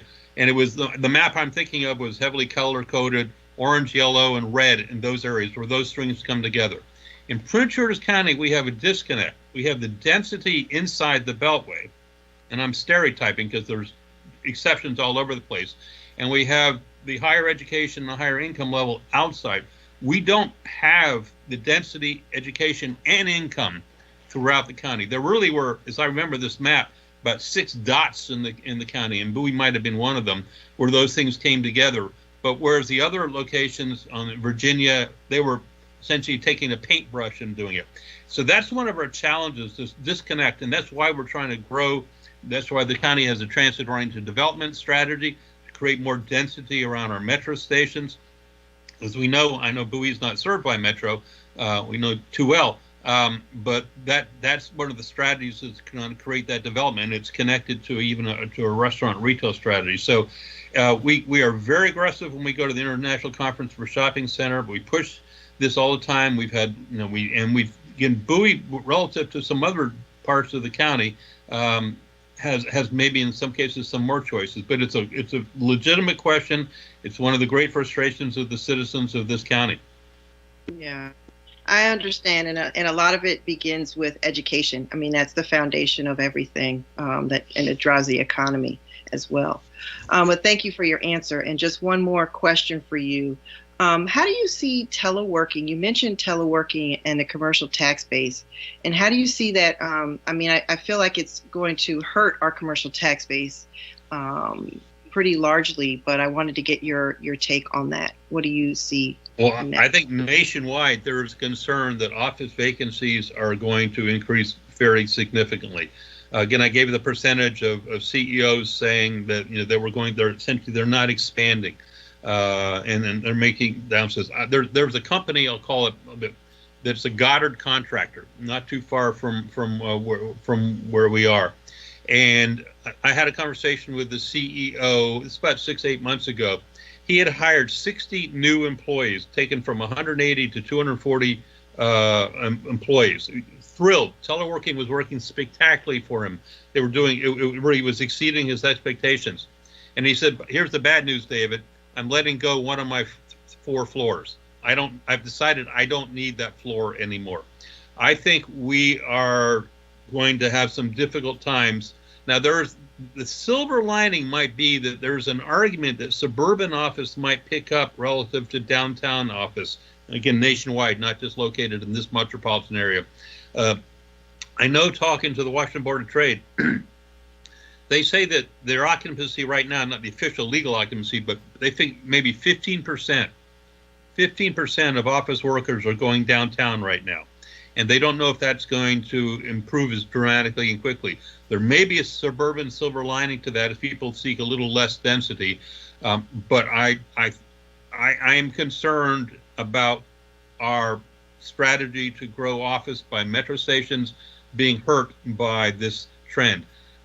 If you do a survey of your own employees, you will find that they are not ready to go back to their offices right now. I agree with that, and I feel like we're just going to have to come up with some creative strategies in regards to that piece and, of course, our retail space. So I look forward to, working with you on a strategy for the future. So thank you so much. Thank you. Thank you, Councilwoman. Any other questions? Mr. Iannucci? Mr. Mayor, I have one. Yes, Councilwoman Endemond. Thank you, Mr. Mayor. Hi, Mr. Iannucci. Thank you so much for coming to spend some time with us. It was really insightful to hear a lot of your comments. I've got one question around community incubators and the idea that's being tossed around just out in the United States. I know recently the Senate passed a bill focusing and funding community incubators focused on education and providing educational opportunities for our younger population as well as veterans and just different various populations. What is your perspective on those ideas that are being tossed around and the need for more of those? And have you looked at those? I'll tell you, I'm not familiar with that term. Okay, I'll send you more documentation after this call. I'm not referring to it from a business setting. Those are more focused more towards those who are trying to get their business off the ground, as well as those, like you said, the WeWork centers. I'm not referring to that. And also this bill that Senate passed is not referring to that either. But I will send you both of the bills. There's 2 of them that actually recently passed that provide funding for that. I was just curious to get your thoughts, but I'll send that information over to you. Thank you. Okay, thank you, Councilwoman. Any other question? Yes, Mr. Mayor. Yes, please, Councilman Wolfley. Thank you. And Mr. Iannucci, thank you very much for coming in and joining us this evening. Very informative. A couple of quick follow-up questions. You mentioned retail trends and trouble in the retail real estate market. What do you think is going to happen in that arena in terms of shakeouts and rents and ownership and the like? We have, I know, a number of retail properties here in the city, and there's been ongoing concern even before the pandemic about being able to sustain those properties with tenants, and now we're seeing a change in the business environment. What are you seeing from the macro perspective on ownership and property values and rents? Well, the county has 241 shopping centers, and we have literally visited, surveyed, and evaluated every single one of them. And from a before COVID, council member, we were, I'm frankly of the opinion we had too much square footage, too much acreage devoted to retail before COVID. And that's one of the reasons that we have some quality issues, because there was just literally too much land, too much acreage. Now, we don't have too much quality retail. I think we all agree that, but with too much land. I think that situation is going to get worse. I frequently will be briefed by people who tell me what they have, mixed use projects. They'll say some residential, some commercial, some retail. And I'm frankly right now trying to discourage people from adding retail. I don't think we need more stores. What's going to happen over time, though, you're going to have landlords who are going to be very stubborn. They're going to remember the rents that they used to get before COVID, and they're going to still think they can get that rent, and they're going to hold out. And their vacancy rates are going to increase, and they're in the stores. We're going to see a decrease in demand for retail space. And over time, though, that market will equate itself. It'll sort itself out, and landlords will get real. And there'll be a new generation of entrepreneurs that will come over there. But I predict we're going to have a 2 or 3 year period before that sorts itself out. When I give these speeches to audiences, I'll frequently say, ask everyone to raise their hand who had an online delivery in the last month. And typically, I bet if I did it here, about 3/4 of the hands would go up. And I bet if I said in the last week, about half the hands might still go up. And I say, we're that problem. We're creating that retail challenge. It's not for a bad reason. People didn't want to go to stores. Stores were closed, et cetera, et cetera. But online sales are surging. I mentioned groceries. They're up to 15%. While in-store sales are still the vast majority of retail purchases, the fastest growing area is online, and it probably will come more between 15 and 20%. And we probably jump-started that move by 5 years in the last 12 months alone, and it's going to have an effect. Now, the big worry I have are large department stores. I don't think there's a great future in large department stores. We're not going to see new ones added. And nationwide, there is a discussion about the conversion of large department stores to other uses, institutional, residential, sometimes self-storage or logistics and warehousing. And I think that type of creative use will be discussed, even though it'll be very important zoning uses.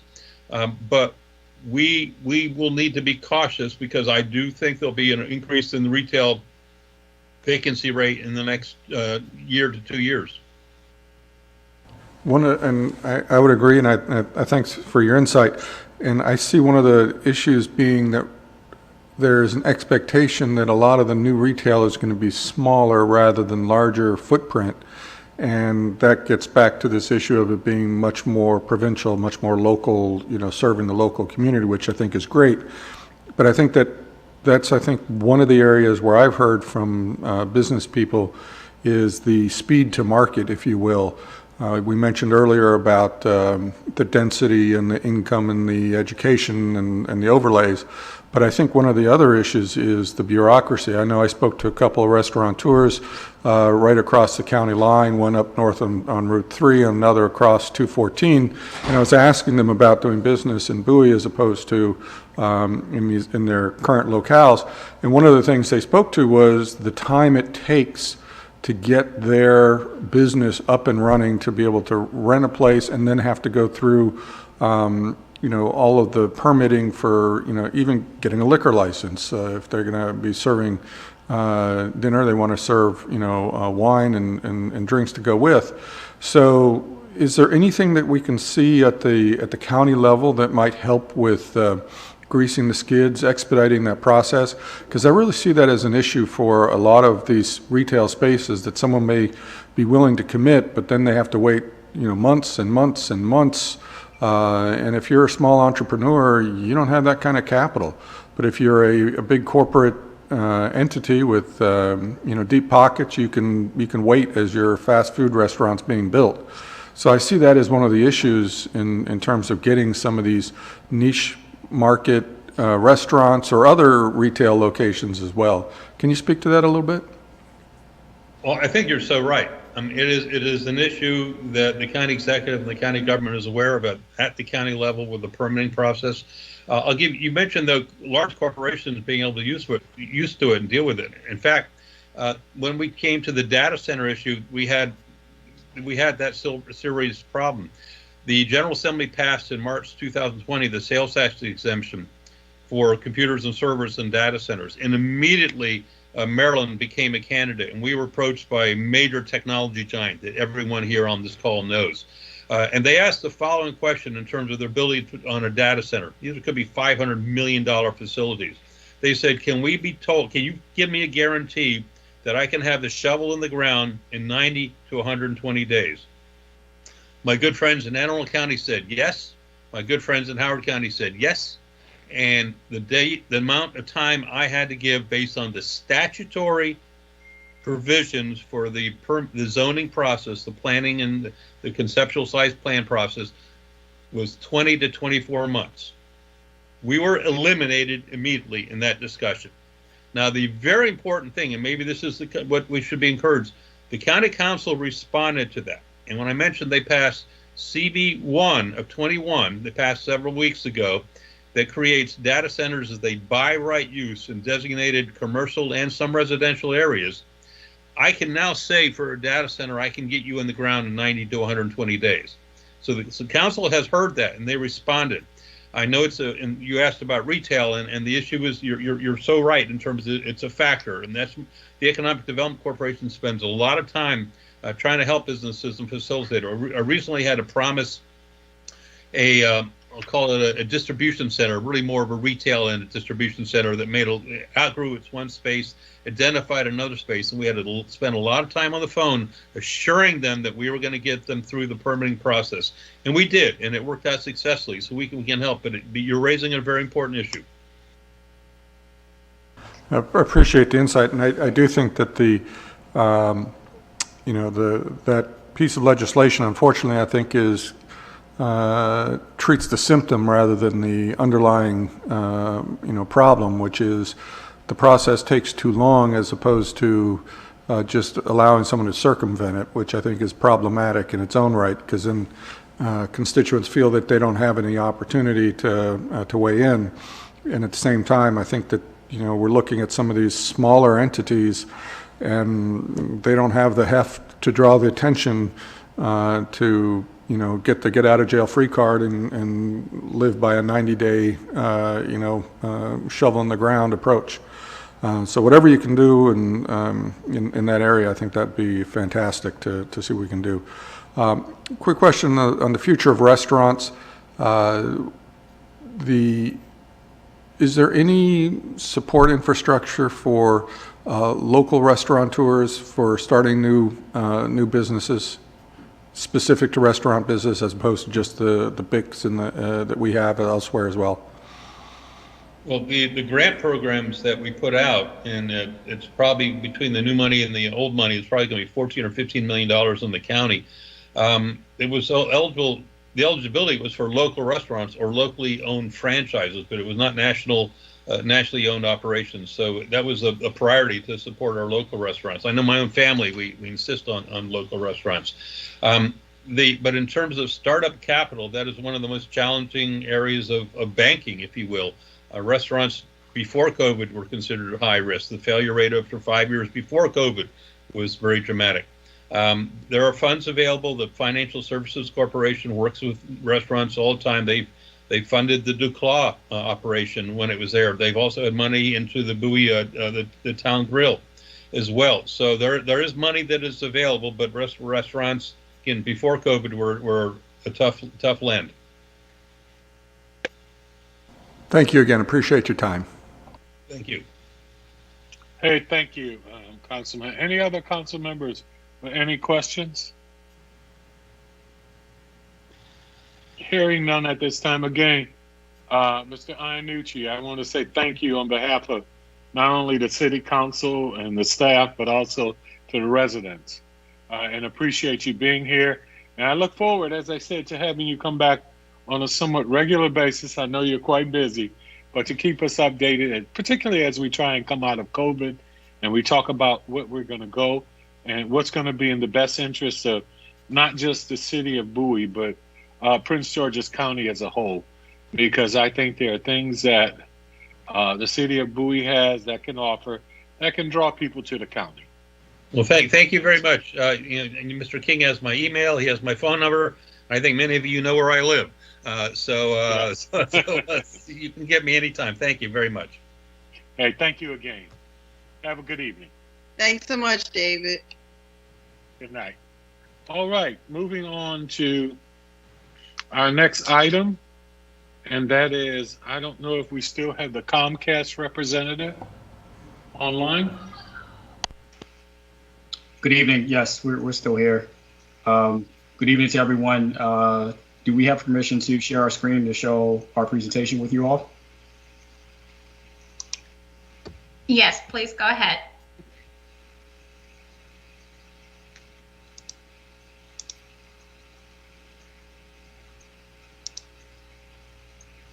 Can everyone see the screen? Yes. Awesome. Yeah. Well, good evening, everyone. My name is Andre Fountain. I'm here with my colleague, Antoine Banks. We are part of the Government and Regulatory Affairs and Community Impact team at Comcast. This evening, we're going to share with you all some insights of some of the great work that we've been able to do at the company. This evening, we're going to talk about our commitment to advancing digital equity. We're also going to talk about our network performance, as well as our network investments, which has allowed our network to perform extremely well over the last couple of years, and especially during the pandemic. So I'll talk about our commitment to advancing digital equity. But before I dive deep into the actual presentation, I think it's important for us to all understand how we've been able to address digital equity as a company. But we need to understand, what does a digital divide look like? And currently there is a 45% gap in the United States, which is the digital divide. According to the US Census 2019 American Community Survey, households that are living in low-income neighborhoods are far less likely than those households living in higher income neighborhoods to have an internet subscription at home. So based off of that information, and as we look at the state of broadband adoption, it's pretty evident that we have a lot of work to do to connect people to the internet, especially those that are considered low income. Due to the essence of time that we have with you all this evening, I want to focus on the barriers to broadband. And costs, digital literacy training, and relevance remain as some of the major barriers to broadband adoption. 58% of non-adopting households cite a lack of need or interest as a main barrier, and then 21% of non-adopting households cite cost as the main barrier to broadband adoption. These numbers are alarming to us at Comcast, and we do not take them lightly. But the great thing is we have programs that are in place that are well positioned to address these barriers to broadband, and we're actually addressing them. So as we move forward with the presentation, we'll dive a little bit deeper into these programs, and you'll start to understand and see how well positioned our programs are to closing the digital divide. So as a company, we're on a mission to drive digital equity through connecting the unconnected and providing digital skills, training, and subsidizing devices. When we think about a problem as complex as the digital divide, it's important for us to all understand that it requires collaboration amongst schools, nonprofits, elected officials like yourselves, and even other private sector organizations. Because together we all can be a part of that solution to moving the needle a little bit closer to closing that gap which is the digital divide. To help us achieve this mission that we have some community programs in place, the Internet Essentials program, Lift Zones, and the Internet Essentials Partnership Program. At the onset of the pandemic, one of the things that we pretty much have learned over the course of this time is that everyone needs to be connected to the internet, either for education, work, or for health reasons. As at Comcast, we have made some big announcements to make sure that we're connecting people within our footprint, families and individuals. And actually, there's no other company that is doing the work that we're doing to close the digital divide. And we look at ourselves as a leader in this space, and rightfully so. Since March of 2020, we've had the opportunity to make some incredible enhancements to our Internet Essentials program, which is the nation's largest and most successful broadband adoption program for low-income Americans, where we are providing high-speed internet for $9.95 a month. One of the first enhancements that we've made at the beginning of the pandemic to really make things easier for folks to have the opportunity to sign up for this service is we have a promotion going on where we're offering 60 days of free service for new and eligible Internet Essential customers. So they get the first 2 months free, and on that third month, they will pay the $9.95 a month bill. This is a promotion that's going on through the end of June. The second enhancement we've made to the Internet Essentials program is we've increased the internet speed to 50/5 megabits per second. That speed is for new and eligible customers at no additional cost to them. This speed is actually higher than the recommended speed by the Federal Communications Commission. And as a company, we believe deeply that this is going to benefit our customers. It's going to allow them to have the opportunity to do more at their home, with a stronger bandwidth and a faster connection.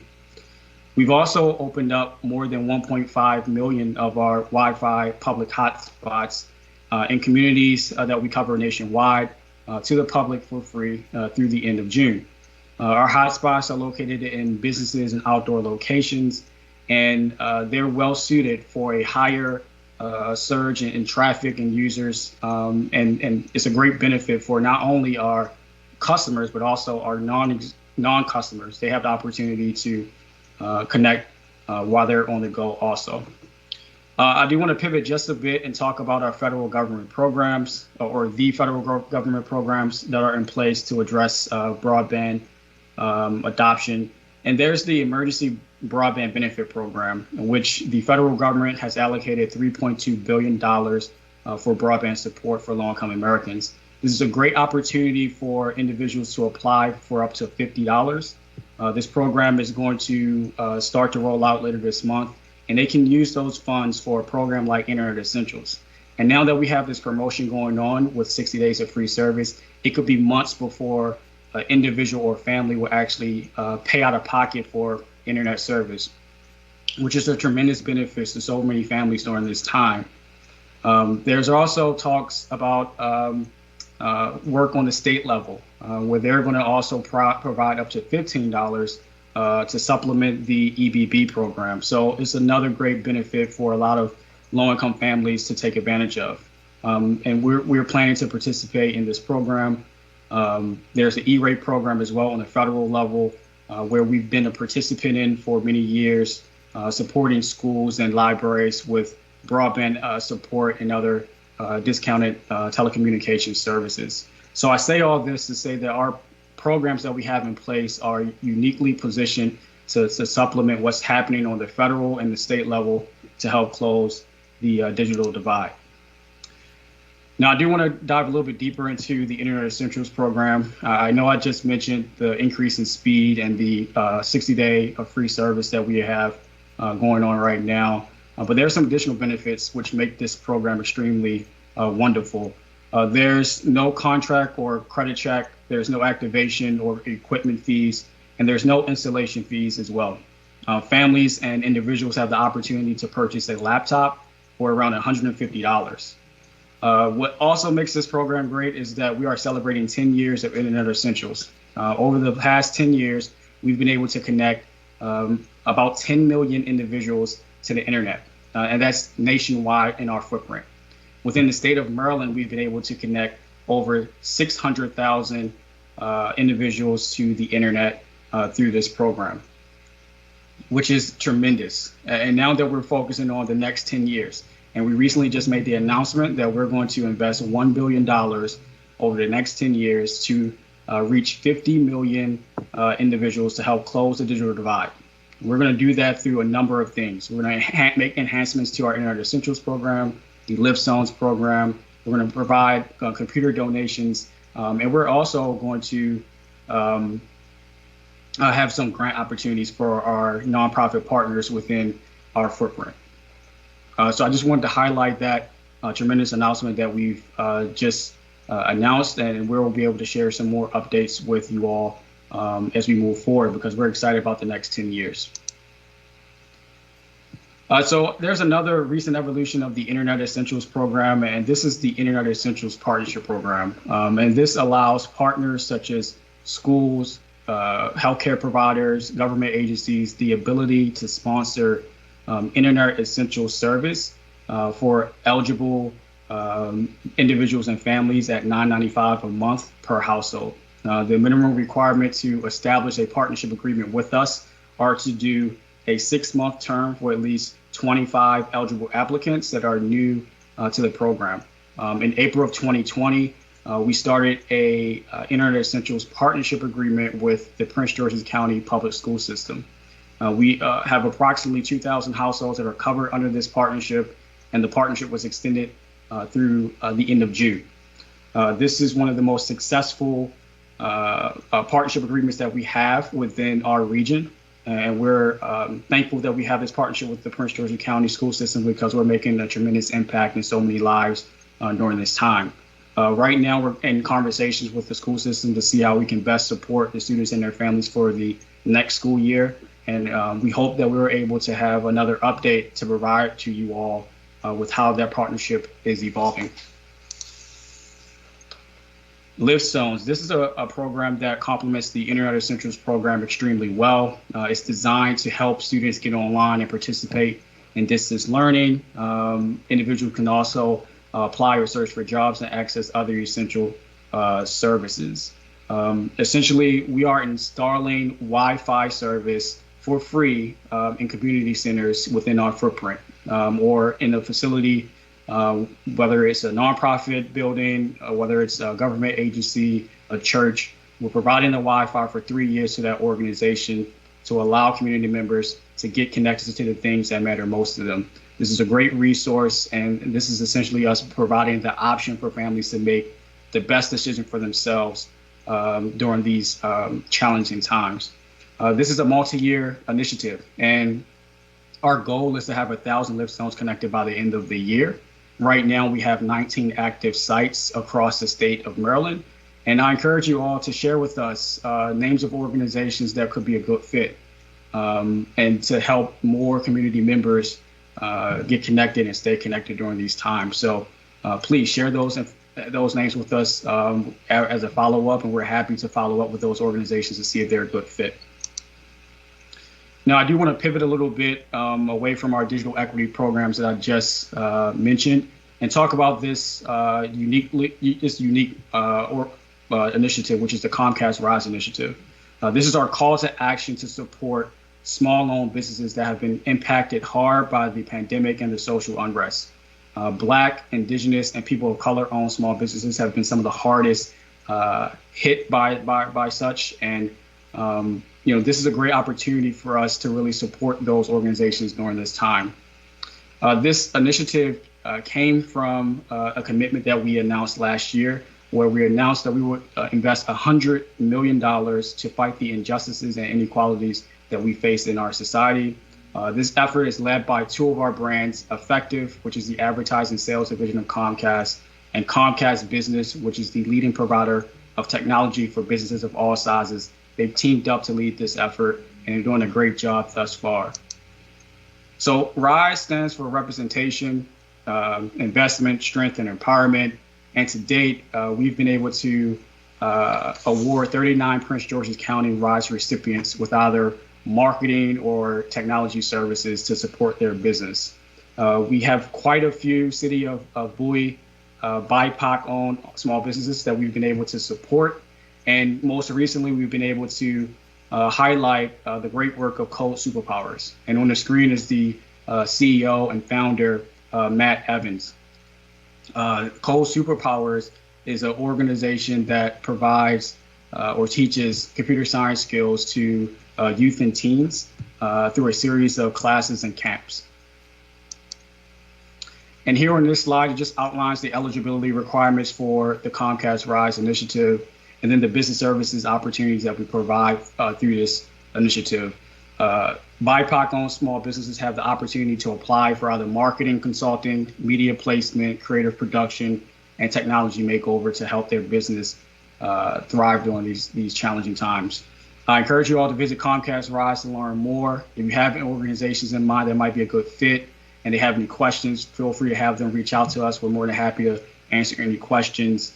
But this is a really great opportunity to support these small businesses in our communities, because when they thrive, they're helping overall the whole community to thrive. So with that, I'm going to hand things over to Antoine, who's going to cover the network performance and investments. Thank you.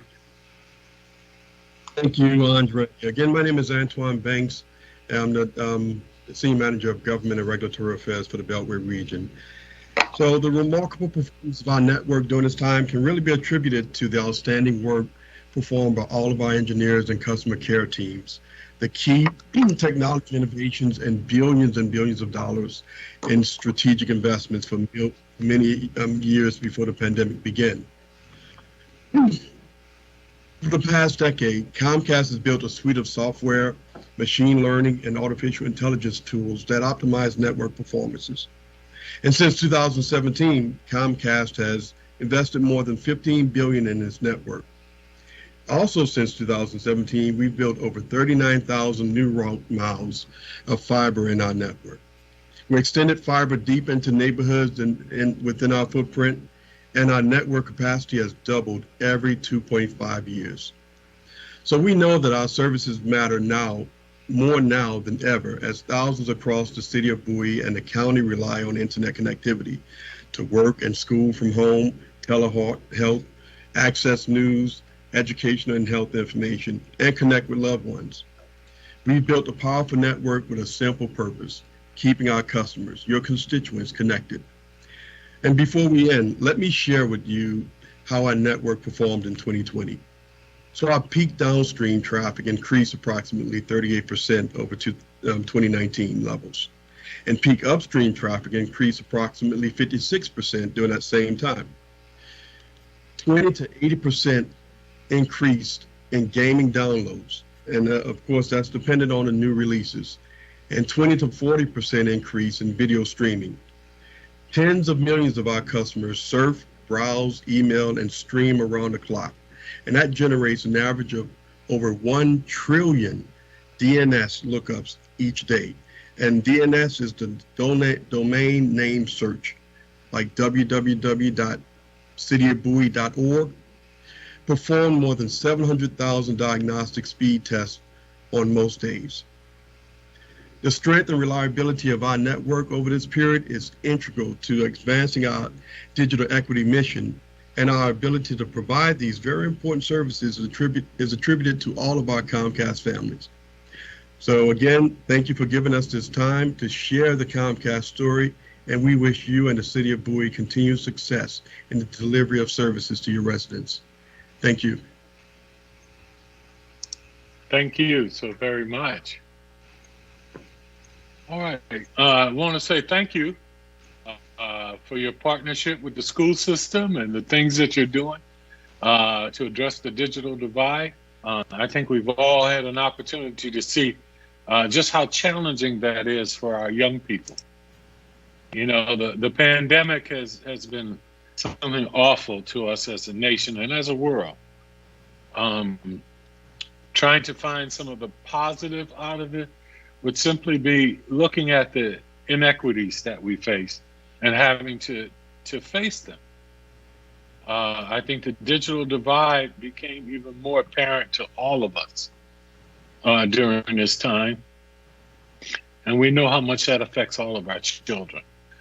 So seeing the partnerships you have, I didn't know that you had 2,000.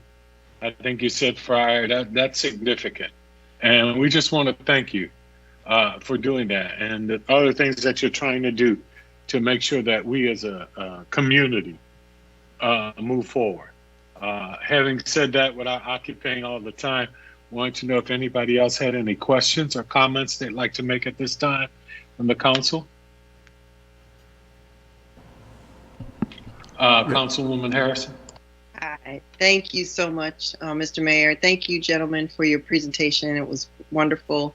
My question is, for your Internet Essentials program, are the rates fixed for that, and how long are they fixed for that program? Thank you, Councilwoman. So the $9.95 price point for Internet Essentials is a fixed rate, and it's not going to change. So it's there to stay. Okay, and Matter that's of fact, since 2011, the same price point. okay. Thank you. Okay. Mr. Mayor? Any other questions? Yes. Yes, Mr. Mayor. First of all, thank you, gentlemen, for coming out this evening. Appreciate your time and the information you've shared. A couple quick follow-up questions for you. You made mention that there were about 600,000 people who were subscribed to the Internet Essential program. How many in the county and how many in the city, do you know? At this time, I do not have those statistics, but I can follow up and share them with you at a later time. Excellent, thank you.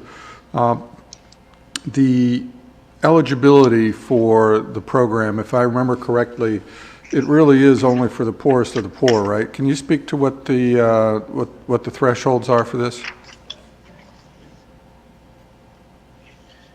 Sure.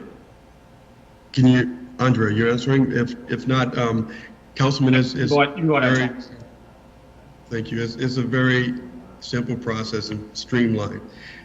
Really, if you receive any type of federal assistance, that is HUD housing, Section 8 vouchers, SSI, SNAP, TANF, all of those would allow you to become eligible for Internet Essentials.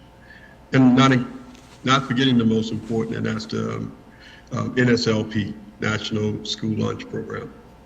Very good, thank you. So then with that in mind, so it's based on existing eligibility for existing programs. I noted your statistic early on indicating that only, I think, was it 20% of the respondents indicated that their concern was not about the pardon me, was not about the cost, but they didn't feel there was a need. Is there anything that Comcast is doing to educate people on the value of the service and the gates that it opens up? We continue to educate our customers through grassroots outreach. We know that that's the number one method in reaching as many as we can through our partners and really through partnerships like the City of Bowie, the council.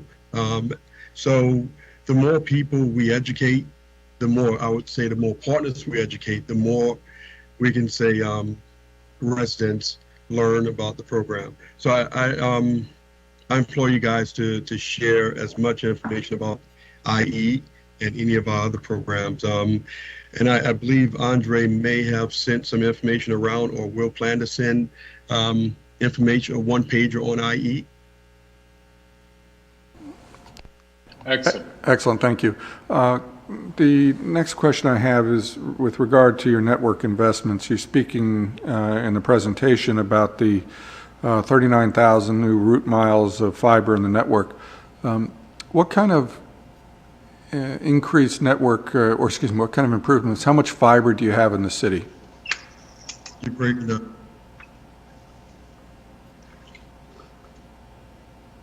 Councilman, you broke up. Can you repeat that, please? Certainly. How much fiber network do you have in the city of Bowie?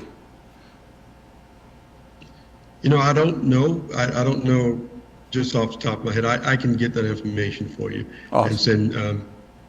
Yeah. Thank you. And another quick question. Can you also, when you're, and maybe you have them at the ready, maybe not, do you have any information on reliability and customer satisfaction numbers you could share with us as well? I'll do that as well. Thank you.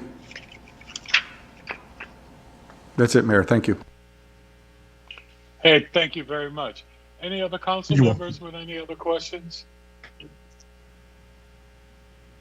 Hearing none, Mr. Mayor. Thank you. Councilwoman, go ahead. I do have questions. I'm just gonna go ahead and email you those because it's getting late. So I'll just email you. But either way, I just wanted to say thank you so much for coming to present to us. It was a very informative presentation, and I'll just send you an email follow-up. Thank you, Councilwoman Ndabumadu. Are there any other questions at this time? No, Mr. Mayor, none for me. No other questions, but I just want to make sure, I would just like to ensure that we do get the statistics specifically to the city of Bowie. That'd be great. All right, thank you. So you have your action items. So we look forward to that information. And thank you again for being here this evening and presenting to us. Have a good evening. Thank you. All right, we will now move on to the public hearing regarding zoning text amendment CB 21-2021.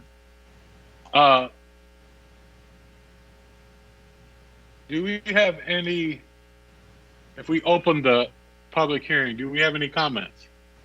Well, Mr. Mayor, I think we should let Mr. Minor present. Is Joe still? Oh, go ahead, Joe. I Yes. don't see him. Oh, there he is. Okay. Good evening, Mayor and council members. I'm Joe Miners, the Planning Director, and I wanted to provide the background for this item.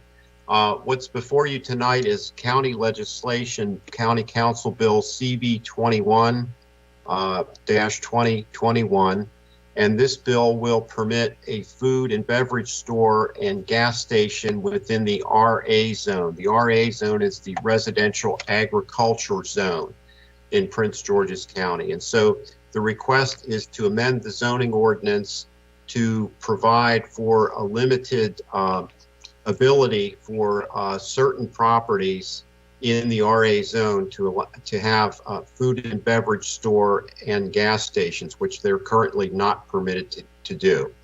And so there's a benefiting property that we've identified in the staff memo in the median of Maryland Route 3, just south of Maryland 450, across from the Beale Funeral Home.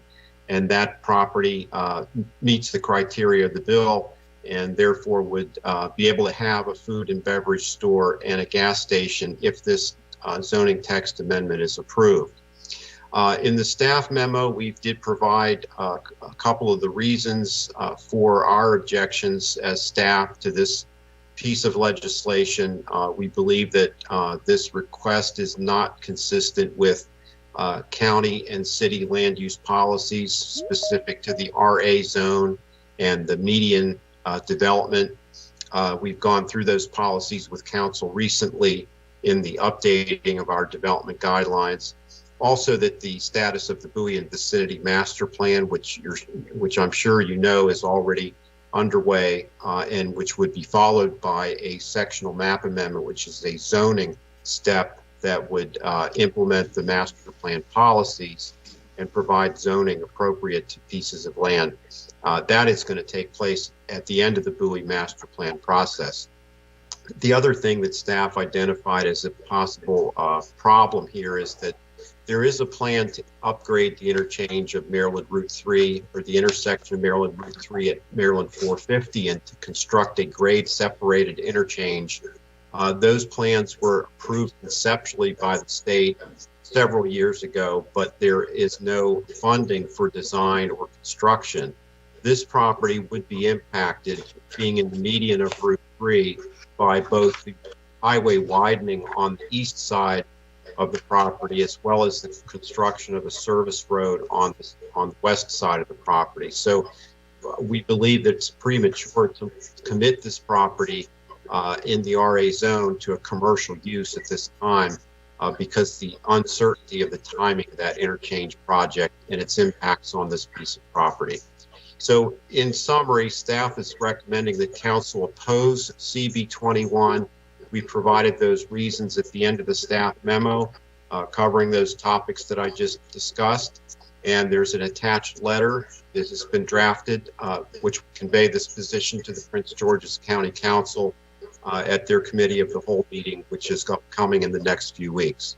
And with that, Mayor, I would conclude the staff presentation. I know that Mr. Tedesco is here representing the property owner, and at this time you may want to hear from him. Oh, thank you, Joe, Mr. Minor. Mr. Tedesco, please go right ahead. Thank you, and good evening, Mayor and members of the council. With me tonight also is Mr. Kevin Kennedy with the Michael Companies. We are both here on behalf of KHM Route 3 LLC. That is an entity controlled and owned by Mr. Kenneth H. Michael. Mr. Michael, in various aspects, both individually, personally, as well as through entities, has owned the subject property that was identified in your staff report by Mr. Meinhardt for about 30 to 40 years or so. Has owned this property across from the Beale Funeral Home. I think, as many of you know, may not know, but certainly know of Mr. Michael. He is 82 years old. As I mentioned, he's owned this property for almost half a century and is very anxious to see some level of development occur on the subject property. To Mr. Meinhardt's points with respect to countywide map amendment that is referenced in the staff report, as well as the new Bowie and vicinity master plan and SMA, we too have been anxiously awaiting both of those. The zoning ordinance was adopted in October 2018, and here we are in April of 2021. And I arguably would say probably not any closer than we were in 2018 to the CMA.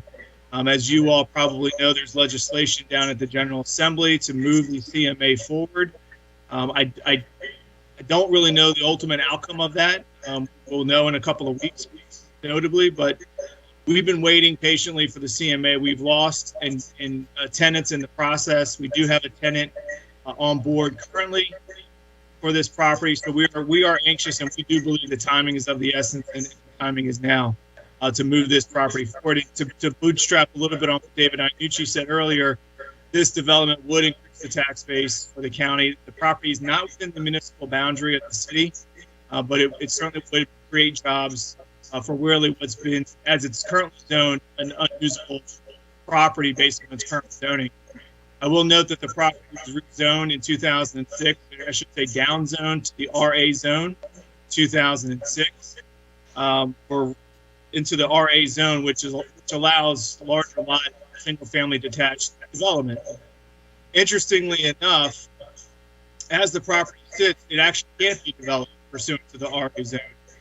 The subdivision ordinance under section 24-121-84 requires that residential lots that are adjacent to a freeway, which this property is, it sits in between the north and southbound lanes of Route 3, is required to have a 300-foot lot depth. This property's total depth is less than that. It's 280 feet. So it's undevelopable for its existing zoning.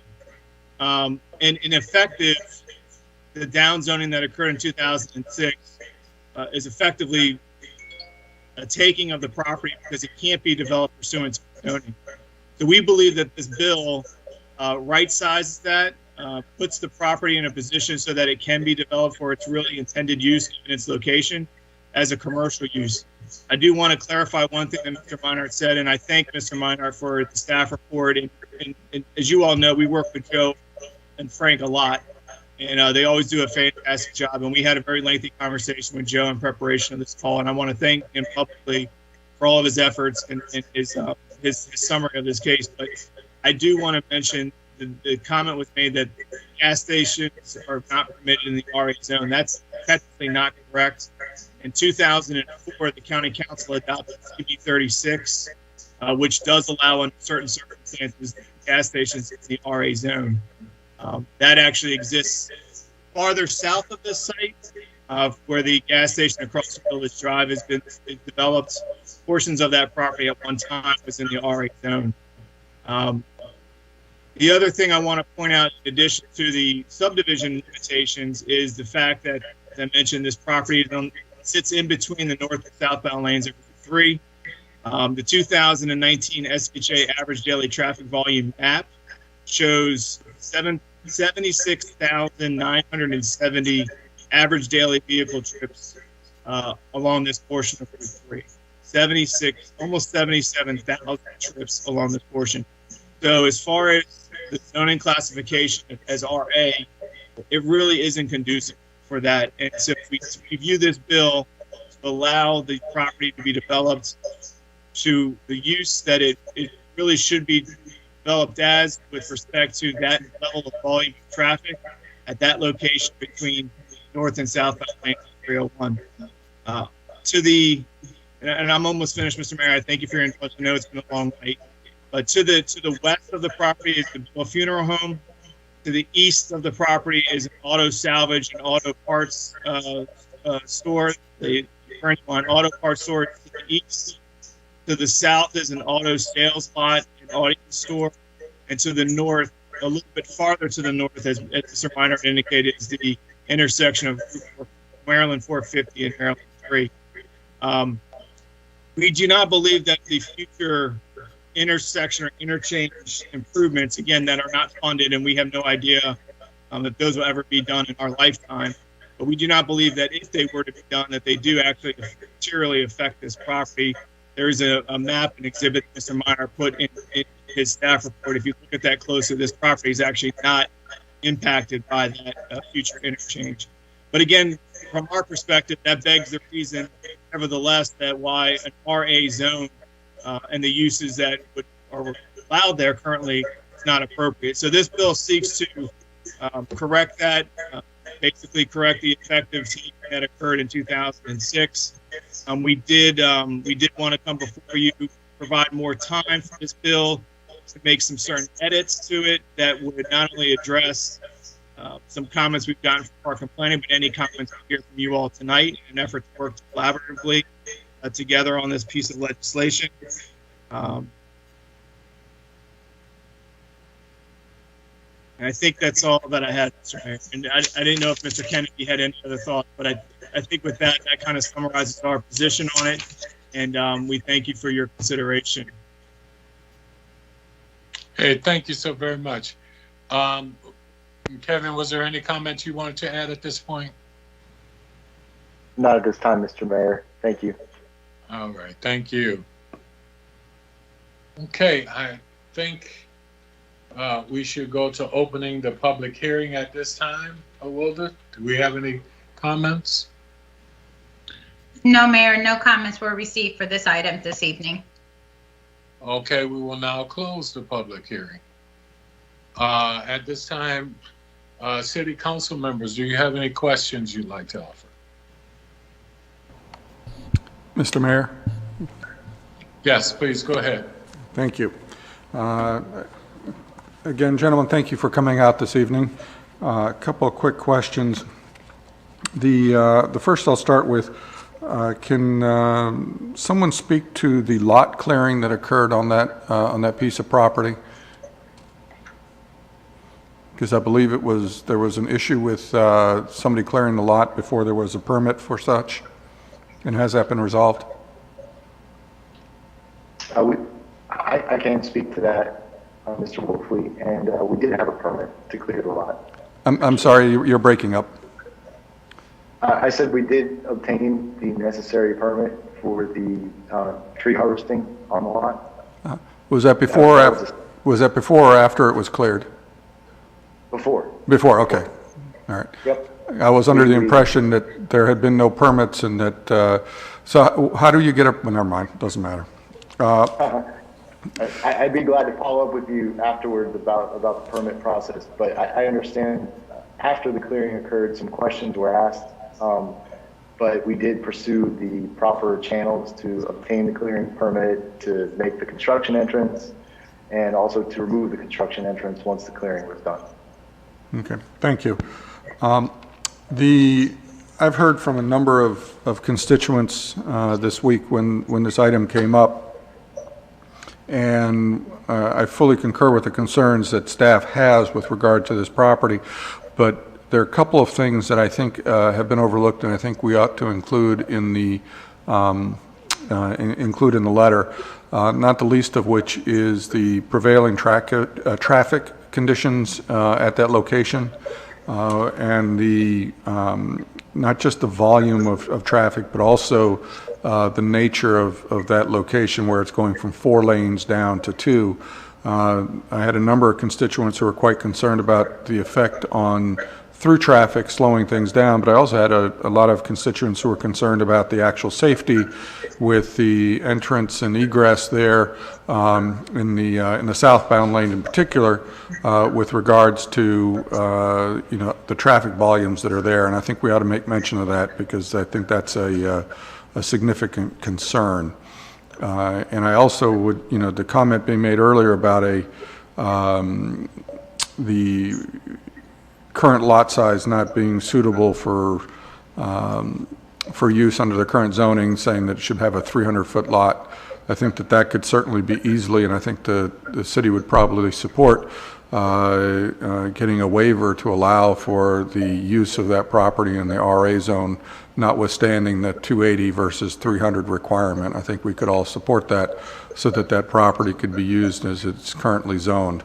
I don't think that just because we're 20 feet shy or the like would suggest that would in any way make it a good idea to upzone it to this intended use. So I think that's a simple fix to be able to allow the existing usage for the existing owner.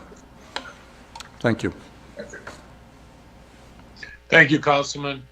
Do any other council members have any questions?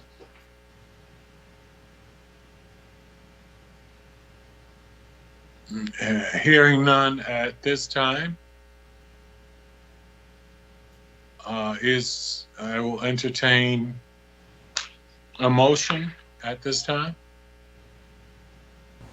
Mr. Mayor, I'd like to move to approve the staff's letter, a recommendation for denial with the amendment. I'll second that motion, Mr. Mayor. It's been moved and properly second to deny, to oppose CB 21-2021. Discussion? Hearing none, I think I will open it up to my other council members. If not, I think we all find the presentation by staff, and as we look at this, and just being very candid with staff saying the 3 major things being not consistent with the current city and county land use policies, interfering with the process now underway to update the Bowie, Mitchellville, and vicinity area master plan and the planning area zoning pattern, and being premature in relation to plans for construction of a new interchange at Maryland 450 and 3 and its related service road systems. As you can hear, the city staff has really laid out for us their position and us recommending that we not support this. Having said that, and as well as sending the letter, I think a couple of comments about the additions to the letter that Council Member Wolfie added, I think are appropriate. And I would recommend that we do add those to the letter as well. Having said that, we do thank you for having been here this evening. And at this point, I will call for the vote. All in favor? This is for the denial The opposition to CB 21-2021. All in favor, respond with an aye. Aye. Aye. Aye. Aye. Opposed, same favor. Hearing none, the motion carries. Hey, gentlemen, thank you so very much for taking the time to be with us this evening. We appreciate you being here. Mr. Mayor. Thank you very much, Mr. Mayor. Yes. Yeah, no, city manager, go ahead. Well, I just want to make sure the clerk knows exactly who voted and who didn't. Madam Clerk, did you get that? I believe I got 6-0. I don't think I heard Councilmember Ndebumalo's vote. I said aye. I was there. Who else do you believe you did not hear? No, that was the only one I didn't quite get. So I think I have them all now. Okay. I have it as a 7-0. Okay, and thank you. And please feel free, Madam Clerk, to let me know if I overlook you and don't see you down on the picture there. Okay, Not thank a problem. you. All right. To staff, Joe, and the rest of the team, thank you so very much for your detailed explanations and your detailed work. Again, Kevin and team, thank you so very much for being here this evening. Okay. Moving on to our last item, I believe, is the federal lobbying services. Thank you, Mayor. Daniel Mears, Assistant City Manager. So, as you may be familiar, our federal legislators have considered bringing back the federal earmarking program of federal directly funding local projects. And with that, our federal representatives have put out a process by which they would receive those earmarking requests from local governments. With some of the deadlines having come and actually already passed associated with that, staff worked with our lobbyist to submit an earmarking request for the city's tuberculation program with the water mains for a $2 million request. Also with that, we asked our lobbyists to prepare a proposal for the City Council, essentially outlining the costs and the scope associated with providing a lobbying effort to accompany that earmarking request, since those lobbying services on the federal level are not contained within the scope of services of the current lobbying agreement. We do have with us this evening Greg Gill, who is available to answer any questions, but I did provide the information that Venable sent along with that proposal to provide lobbying services associated specifically with this earmark. Thank you. Okay, great. Hey, thank you so very much. Council members, any questions regarding the proposal that we received from Venable? Greg, would you like to share some comments at this time? Yes, can you hear me? Yes, we can. Okay. I think we need to get, as soon as possible, a letter of support from the council for the request that I can send to Congressman Hoyer, Van Hollen, and Cardin. And as well, if there are other community associations that we could get support letters from, that would be very helpful. Okay, and that is in regards to the tuber location, the project of $2 million that we're talking about right now, correct? Yes, sir. And also for the council, there will be obviously a surface transportation bill that I discussed with Dan and with Al for surface road projects, but there also will be a different water infrastructure bill that will be presented to Congress and will probably pass as well. Okay. Any questions, anyone, anything for Mr. Gill at this time?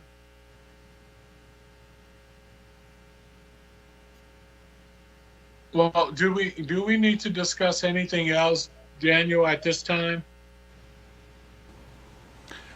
Ultimately, we're looking for direction from the City Council as to whether or not they would like to expand the scope of the lobbying services that Venable is providing to the city to include these federal efforts. Okay, and that's what I was kind of getting at this point, because Daniel, is it correct for us in stating that this isn't currently covered in the agreement we have with Venable, correct? Correct.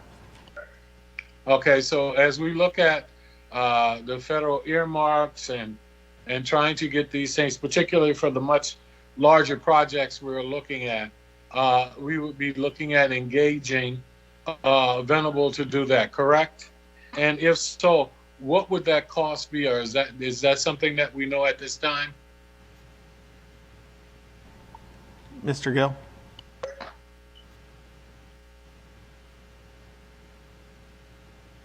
I'm trying to turn off my mute. Okay. Can you hear me? Yes. Okay. Council Chair, we presented a proposal for a retainer of $4,000 a month to be reviewed at 6 months to determine whether it's too high or too low. Okay, so what you're asking for now, go ahead. Is that Councilman Gardner trying to Yes. chime in? Yes, it is, Mr. Mayor. I'll respect you to go ahead right now. Go ahead. Oh, thank you, Mr. Mayor. My question to Venerable would be, is this $4,000 per month in addition to what we're currently paying? Yes, it is. Which would take us to an annual amount. This is the question for Assistant City Manager Daniel Mears. Daniel, what would that take us to a total amount to paying to Venable annually? The current arrangement is $3,500 per month for the existing lobbying services. So I'd have to total. So it would be $7,500 per month would be the total if this was accepted. Okay. $7,500 per month.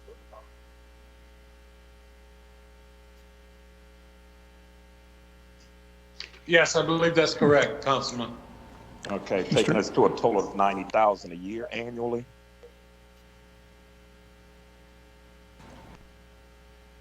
Mr. Gill, is that correct? Taking it to about 90,000? I think so. I think so. I think the math is correct. But Thank you're you. saying that. Thank you. Go ahead. No, you've answered my questions. Thank you. Now, Mr. Gill, you said that we would be revisiting your proposal is that we revisit it in 6 months to see if that's appropriate or if it needs more, or just to see if it gets reduced?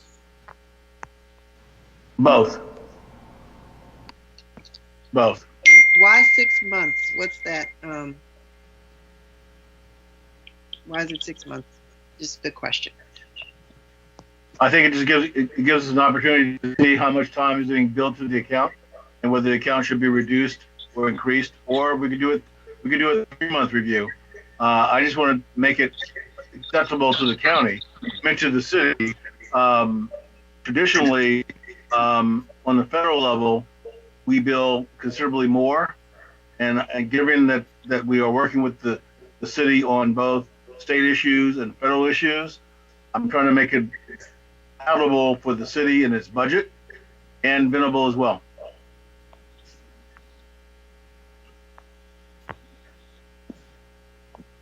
A really quick question, Greg Hayes, Councilman Waffle here. This will also put us at the next federal budget too as well, right? So as we talk about earmarks coming back and we talk about this huge infrastructure bill and a bunch of other federal items that are coming, will this put us right back at the process at the top of appropriations again?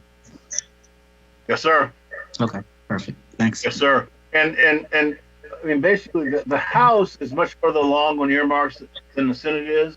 So while I submitted our request to Congressman Hoyer, excuse me, I also submitted information to the two senators, but they're not.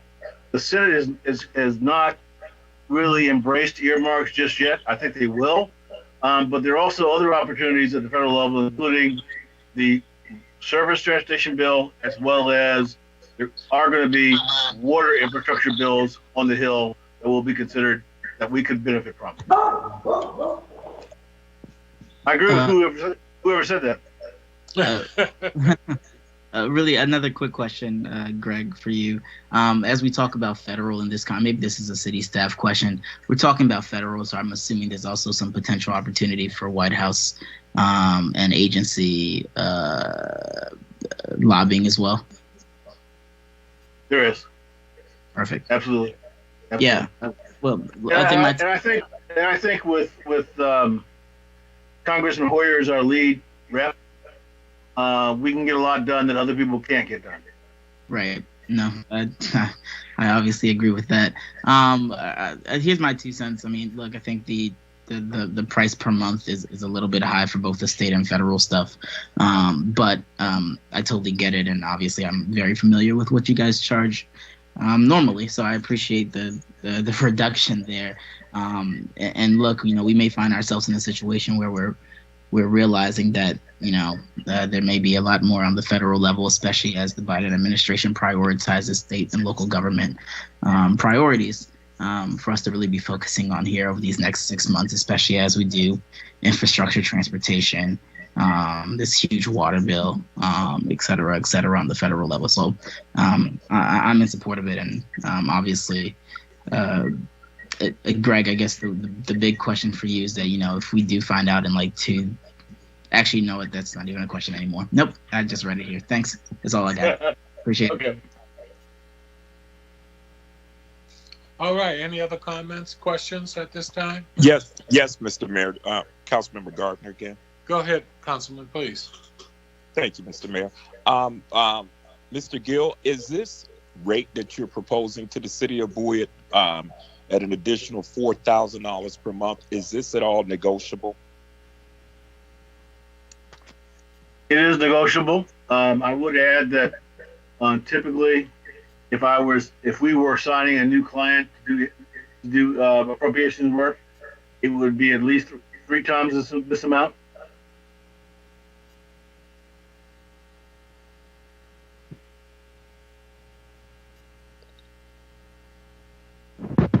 Thank you, Mr. Mayor.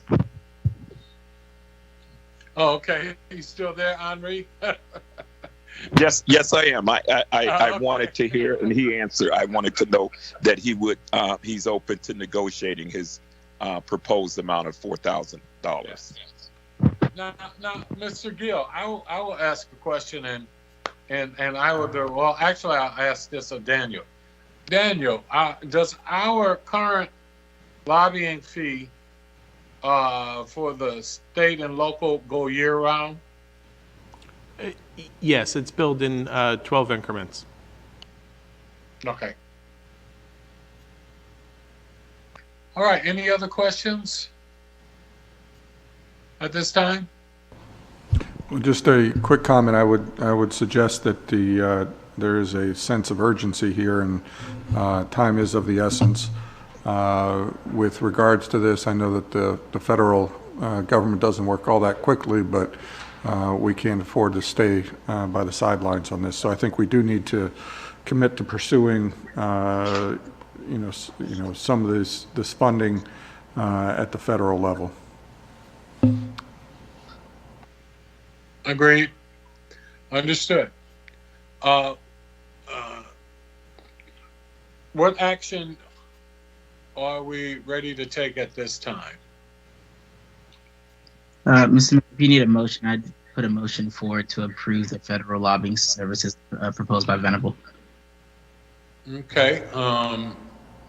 Ingrid was trying to chime in. I mean, Councilmember Harrison, as you were speaking, so I did want to give her a chance to speak. Go ahead.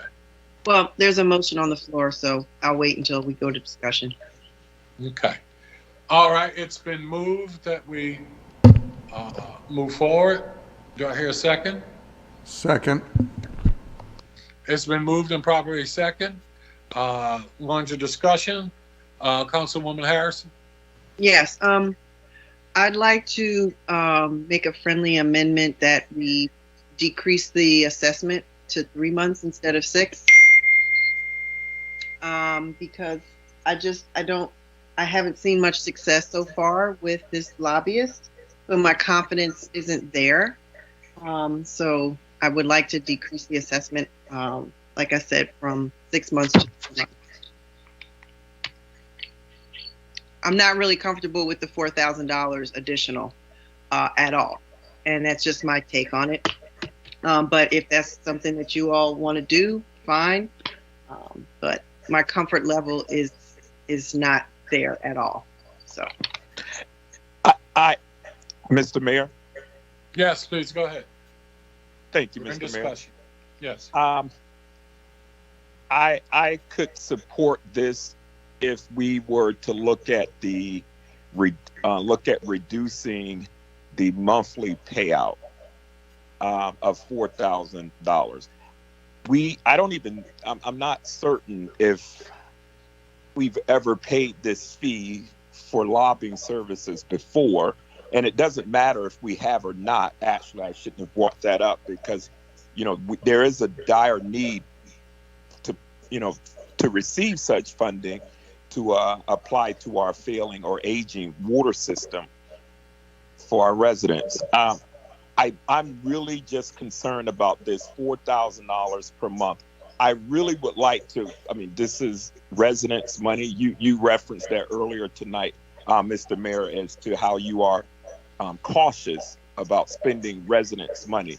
So I really, and I agree with you totally on that. And this is why I'm cautious on the $4,000 per month, because they are currently our state lobbyists. I really would like to go back and modify the scope of service of the existing agreement to include federal, but giving them a bump in additional monies because they are doing both state and federal. But I could agree with Council Member Harrison as to decreasing the window of time from 6 months to 3 months. Just for clarification here, and I can't disagreeing with either of my colleagues conceptually.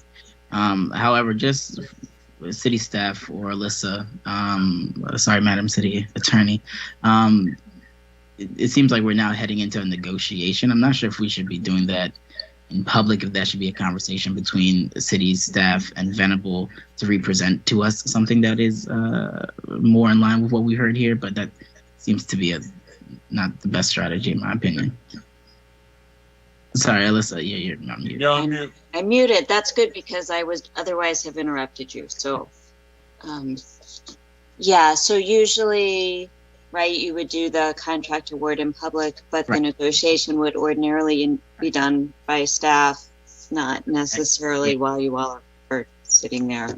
Yeah, thanks. That's what I thought. I mean, you can. It's not prohibited. It's just an awkward way to handle the contracts. Agreed. So, look, if my colleagues are comfortable, we have a small window here, right? And so if we need to do a special session to get at least some understanding on the federal side, or if there are members who are really nervous about the additional stateside stuff, my thing would be to probably discuss this at a later date, or just approve where we are at now, and reduce the scope, as Councilwoman Harrison said, in terms of the time frame, not necessarily the amount of cost, right? Because that puts us in, I think, a safer position to look back at the scopes of work. But look, I think Venable, especially on the federal level, does amazing work. So I think this is pretty important to get done soon. Okay, so we had a motion and a second, and we're in discussion. There was offered a friendly amendment by Councilwoman comparison for whoever made the motion to reduce it from 6 months to 3 months. And I'm trying to remember who moved. Mayor Pro Tem. Mayor Pro Tem, is that accept that friendly amendment of? Yeah, that's fine. That's acceptable? Okay. All right, any further discussion? Hearing none, I'll call for the vote. Mr. Mayor. All in favor of moving forward with Venable for a 3-month period to do the federal lobbying? Please respond with an aye. Aye. Aye. Aye. Aye. Opposed, same favor? Aye.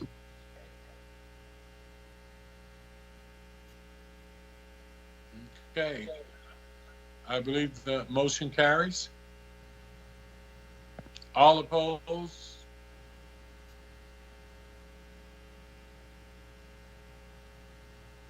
Hearing none, same favor? Okay. And bear with me because of the delay, it threw me off a little bit. Okay. Madam City Clerk, I take it the motion carried, correct? Yes, sir. I got 7-0. Okay, great. Hey, thank you, everyone. No, that's not correct, Mr. Mayor. I think Mr. Gardner voted no. Is that correct, Mr. Gardner? That is correct. So it's 6-1. That is correct. Okay, thank you.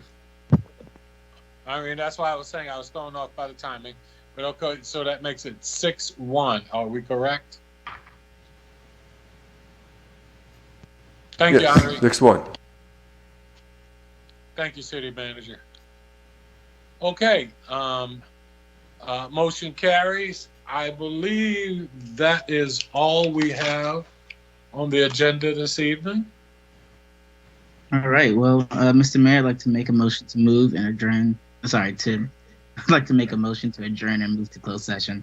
To adjourn the closed session under statutory authority of Maryland and Annotated Code State Government Article subsection 3-305B4 to consider a matter that considers the proposal for a business or industrial organization to locate, expand, or remain in the state. Second. All right, move the second. All in favor? Aye. Aye. Aye. Aye. In favor? Hearing none. I'd like to say thank you to staff for all the support as always. I'd like to thank the residents for their